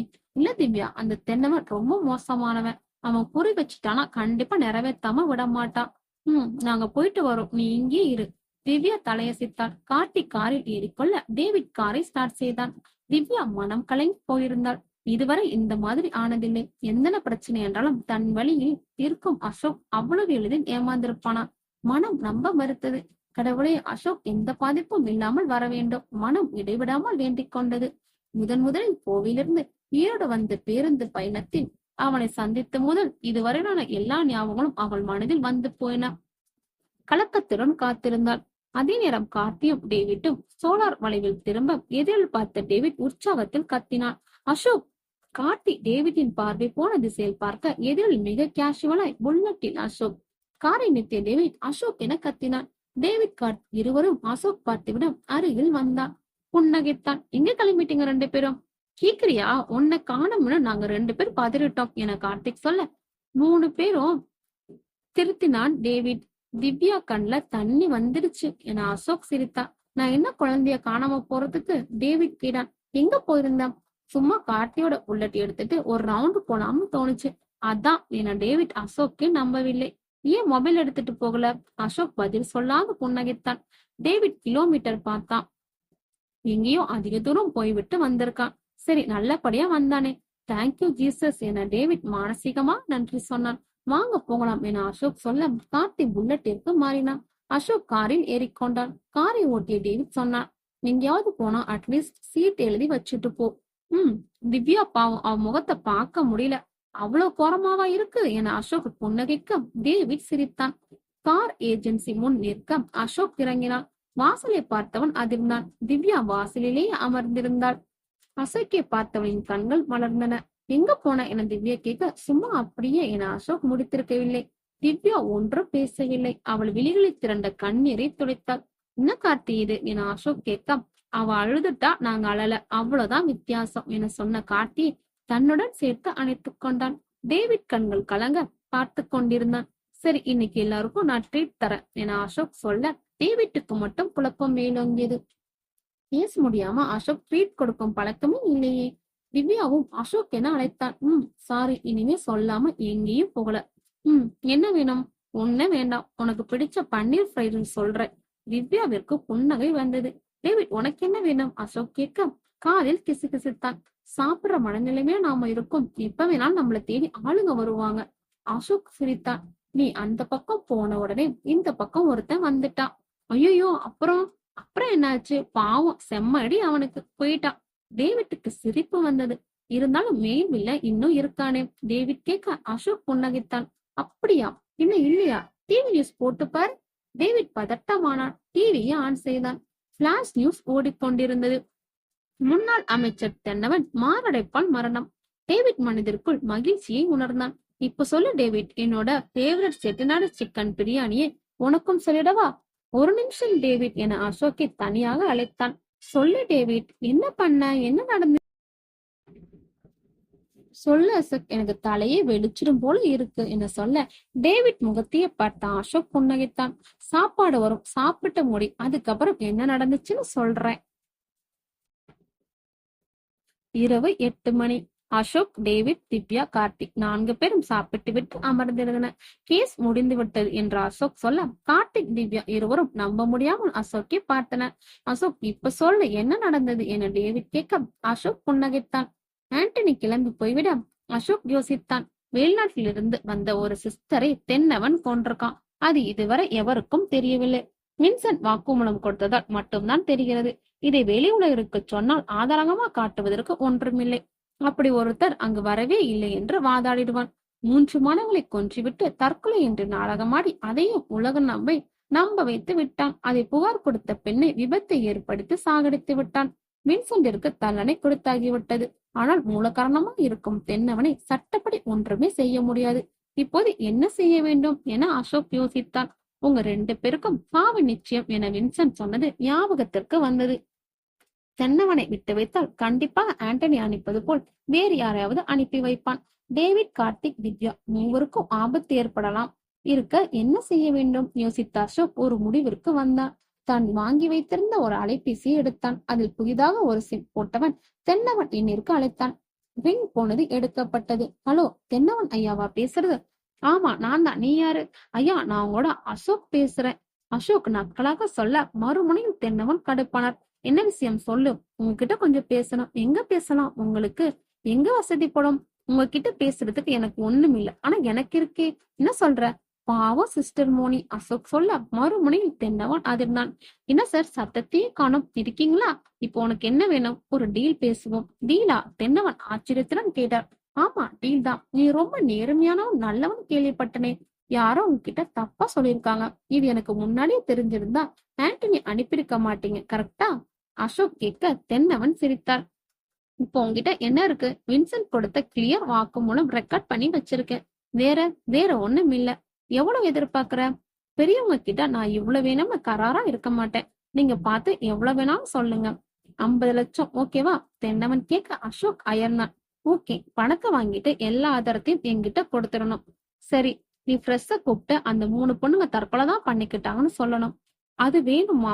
ஆமா, நீ எங்க காலேஜ் பத்தி பேசும்போது மக்களுக்கு எங்க காலேஜ் மேல இன்னும் நம்பிக்கை ஜாஸ்தியாகும். அசோக் ஒன்றும் சொல்லவில்லை. சரி, எங்க வந்து பார்க்கட்டும் உங்கள? இப்ப கூட வா, இப்ப நான் தனியா தான் இருக்கேன். தென்னவன் சொல்ல அசோக் மணி பார்த்தான். சரி, இன்னும் 1 மணி நேரத்துல அங்க இருப்பேன். பணம் ரெடியா இருக்கும். அசோக் மறக்காமல் அதை எடுத்துக்கொண்டான். புல்லட்டில் ஏறி அமர்ந்தான். வேகத்தை அதிகப்படுத்தினான். புல்லட் சிறியது. சரியாக 50 நிமிடங்கள் தென்னவின் வீடு வந்துவிட புல்லட்டை வாசலில் நிறுத்தினான். பங்களா மிக பெரியதாகவே இருந்தது.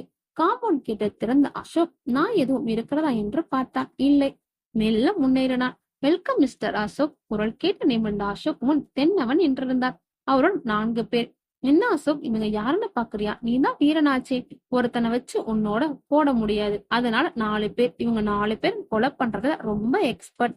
அசோக் தென்னவனை பார்க்க, நீ பேசுனதை நம்பிட்டேன்னு நினைச்சியா? நான் வில்ல என சென்னவன் சிரித்தான். என்னப்பா இன்னும் பாத்துட்டு இருக்கீங்க? அவனை முடிச்சிட்டு தோட்டத்துல வச்சு எரிச்சிடுங்க. ரொம்ப முக்கியம், சிசிடிவி கேமரா முதல்ல ஆஃப் பண்ணுங்க. இவன் இங்க வந்ததுக்கு எந்த விதமான அடையாளமும் இருக்கக்கூடாது. தென்னவன் உத்தரவிட 4 பேரில் ஒருவன் உள்ளே சென்று சிசிடிவி கேமராவை ஆஃப் செய்தான். அசோக் 4 பேரையும் 1 நிமிடம் அமைதியாக பார்த்தான். பொரியல எலி தானா வந்து மாட்டிக்கிச்சு என தென்னவன் சிரித்தபடி அங்கிருந்த நாற்காலியில் அமர்ந்தான். 4 பேரும் அசோக்கை சூழ்ந்து கொள்ள ஒருவன் எட்டி குதிக்க அசோக் அதை கைகளால் தடுத்தான். அதே நேரம் பின்னாலிருந்து ஒருவன் கையால் அசோக்கின் தோள்பட்டியில் வெட்டினான். அசோக் சுதாரிப்பதற்குள் இன்னொருவன் எட்டி ஒதுக்கி கீழே விழுந்தான். தென்னவன் சிரித்தார். 4 பேரும் புன்னகைத்தபடி மீண்டும் நெருங்கின. அதில் 2 பேர் கைகளும் கத்தி. 2 பேரும் காற்றில் கத்தியை கண்ணா பின்னாவென்று வீசினர். அசோக் லாவகமாக தப்பினான். எவர் ஒருவரிடம் அடிபடாமல் மாட்டிக்கொள்வோம். கவனம்! அசோக் 4வரின் கைகளால் வீச்சில் முழு கவனம் செலுத்தி தப்பித்தான். கத்தியுடன் நின்றிருந்த ஒருவனை அடி வயிற்றில் அசோக் உதைக்க அவன் அலறியபடி கத்தியை தவறவிட்டான். மற்ற 3 ஆத்திரத்துடன் ஓடிவர அசோக் தரையில் கிடந்த ஹோஸ் பைப்பை கண்ணில் எடுத்துக்கொண்டான். பைப்பால் ஒருவன் முதுகில் விளாச ஐயோவென்று அலறியபடி கீழே விழுந்தான். மற்ற 2 அசோக்கின் எதிரில் இருக்க சற்றும் தாமதிக்காம அசோக் ஒருவனை எட்டி உதைத்துவிட்டு மற்றவன் கழுத்தில் ஹோஸ் பைப்பை போட்டு இறக்கினான். அவன் சுவாசத்திற்கு போராடினான். தெவண்டவன் நடப்பு வெற்றில நம்ப முடியாமல் திகைப்பாய் பார்த்தான். 2 அசோக்கை தாக்க தயங்கியபடி முன்னால் போய் நிற்க ஒருவன் முகத்தை வலது கை முஷ்டியால் நொறுக்கிய அசோக் இன்னொருவனை காலுக்கு கீழே தள்ளி மிதித்தான். 4 பேரும் மூச்சு வாங்கினர். 2 எழ முடியாது கிடக்க மற்ற 2 முகம் வெளியிட்டு போய் அசோக்கை பார்த்தனர். டியர் எக்ஸ்பர்ட்ஸ், இன்னும் கொஞ்ச நேரத்துல நீங்க இங்கிருந்து போகலாம். உங்க 4 பேரையும் என்ன பண்ணுவேன்னு எனக்கு தெரியாது. எனக்கு சார் கூட கொஞ்சம் தனியா பேசணும். 4 பேரும் தயங்கியபடி அசோக்கை பார்க்க, சத்தியமா நான் சொன்னது செய்வேன் சொன்ன அசோக் தன் ரிவால்வரை வெளியில் எடுத்தான். அதை எதிர்பார்க்காத அந்த 4 பேரும் தென்னவனும் கூட சொல்லிக் கொள்ளாமல் வெளியே சென்றனர். என்ன சார், அவ்வளவுதானா? இன்னும் ஆளுங்க இருக்காங்களாம்? அசோக் கேலியா கேட்க தென்னவன் அசோக்கையே பார்த்தார். என்ன வேணும் உனக்கு? நீங்க தந்து நான் வாங்கிக்கணுங்கிற நிலையில நான் இல்ல என அசோக் சிரித்தான். நீங்க பண்ண எந்த தப்பையும் நிரூபிக்க ஆதாரம் பத்தாது. தென்னவன் பெருமையாய் புன்னகைத்தார். அதனால உங்க கோர்ட்ல போய் நிறுத்த முடியாது. ஆனா அப்படியே விட்டுட்டு போனா நல்லா இருக்காது அசோக் சொல்ல தென்னவன் திகைத்தார். என்ன சொல்றா? சிம்பிள், ஒரே ஒரு ஊசி, அவ்வளவுதான் அசோக் சொல்ல தென்னவன் சிரித்தார். உன்னை புத்திசாலின்னு நினைச்சேன், முட்டாள இருக்கியே. ஏன்? என்ன ஊசி போட்டு சாகடிக்க போஸ்ட்மார்ட்டம் ரிப்போர்ட்ல காட்டி கொடுத்துரும். நீ ஈஸியா மாட்டிக்குவ தென்னவன் சொல்ல அசோக் சிரித்தான். நீ வில்லனா? நான் வில்லனுக்கு வில்லன். உன்னை சாகடிக்கிறது எப்படின்னு ரிசர்ச் பண்ண. ரொம்ப பழைய காலத்து மெத்தட் ஒண்ணு இருக்கு. என்னன்னு சொல்லவா? தென்னவன் அசோக்கை பயமாய் பார்த்தார். சிரஞ்சில் காத்து மட்டும் நிரப்பி ஊசி போட்டா அந்த காத்து ரத்த குழாயில் அங்கேயும் இங்கேயும் போகும். 20 ml வரைக்கும் பிரச்சனை இல்லை. ஜாஸ்தியா போட்டேன்னு வை, ஹார்ட் அட்டாக் தான். எந்த போஸ்ட்மார்ட்டம் ரிப்போர்ட்லயும் கண்டுபிடிக்க முடியாது. ஏய், என்ன சொல்ற நீ? உண்மையே சொன்னேன் சொன்ன அசோக் சிரஞ்சில் காற்றை நிரப்பினான். நெருங்கினான். வேண்டாம், விட்டுடு விட்டுடு என தென்னவன் பயந்து போய் கத்த சிஸ்டர் மோனி, வேணி, சங்கரி, பிரியா, வந்தனா, ஆண்டனி, எனக்கு தெரிஞ்சு இத்தனை பேர் கொண்டு இருக்க. இன்னும் எத்தனை பேரை நீ தெரியாம கொண்டு இருப்ப? நீ வாழ தகுதி இல்லாத ஆளு சொன்ன அசோக் தென்னவின் தோள்பட்டில் அந்த ஊசியை குத்தினான். காற்றை உள்ளே செலுத்தினான். தென்னவனோ அலறினான். நான் இங்க வந்ததுக்கு அடையாளமே இருக்கக்கூடாது. நீ எனக்கு ஹெல்ப் பண்ணிருக்க. சிசிடிவி கேமரா ஆஃப் பண்ணி ரொம்ப தேங்க்ஸ் சொன்னவன் மீண்டும் ஊசியை குத்தி காற்றை செலுத்தினான். 10 நிமிடங்கள். தென்னவன் நெஞ்சை பிடித்துக் கொண்டு வலி என்று கத்த அசோக் புன்னகைத்தான். குட் பை சார், அடுத்த ஜென்மன் ஒண்ணு இருந்தா மனுஷனா இருங்க. இதுதான் நடந்தது. அசோக் சொல்லி முடிக்க 3 அசைக்கை புன்னையுடன் பார்த்தனர். கேஸ் முடிஞ்சிருச்சு, அதை விட அந்த தென்னவன் செத்துட்டான், ரொம்ப நிம்மதியா இருக்கு என டேவிட் சொல்ல மற்றவர்கள் ஆமோதித்தனர். திவ்யா, சொல்ல அசோக், கலிவர்தன் சாருக்கு போன் பண்ணி 3 பொண்ணுங்களும் தற்கொலை தான் பண்ணிக்கிட்டாங்கன்னு சொன்னா போதும். நேர்மையான அதிகாரி அவர், உண்மையை சொல்லி அவர் மனசை கஷ்டப்படுத்த வேண்டாம். அசோக் சொல்ல திவ்யா அசோக்கை பெருமையுடன் பார்த்தாள். நன்றி. இந்த ஸ்டோரி பிடிச்சிருந்தா லைக் பண்ணுங்க. இதே மாதிரி டிஃப்ரெண்டான ஸ்டோரி பார்க்கணும்னா நம்ம வாய்ஸ் ஆப் கேலக்சியை சப்ஸ்கிரைப் பண்ணி ஃபாலோ பண்ணுங்க. பாய்.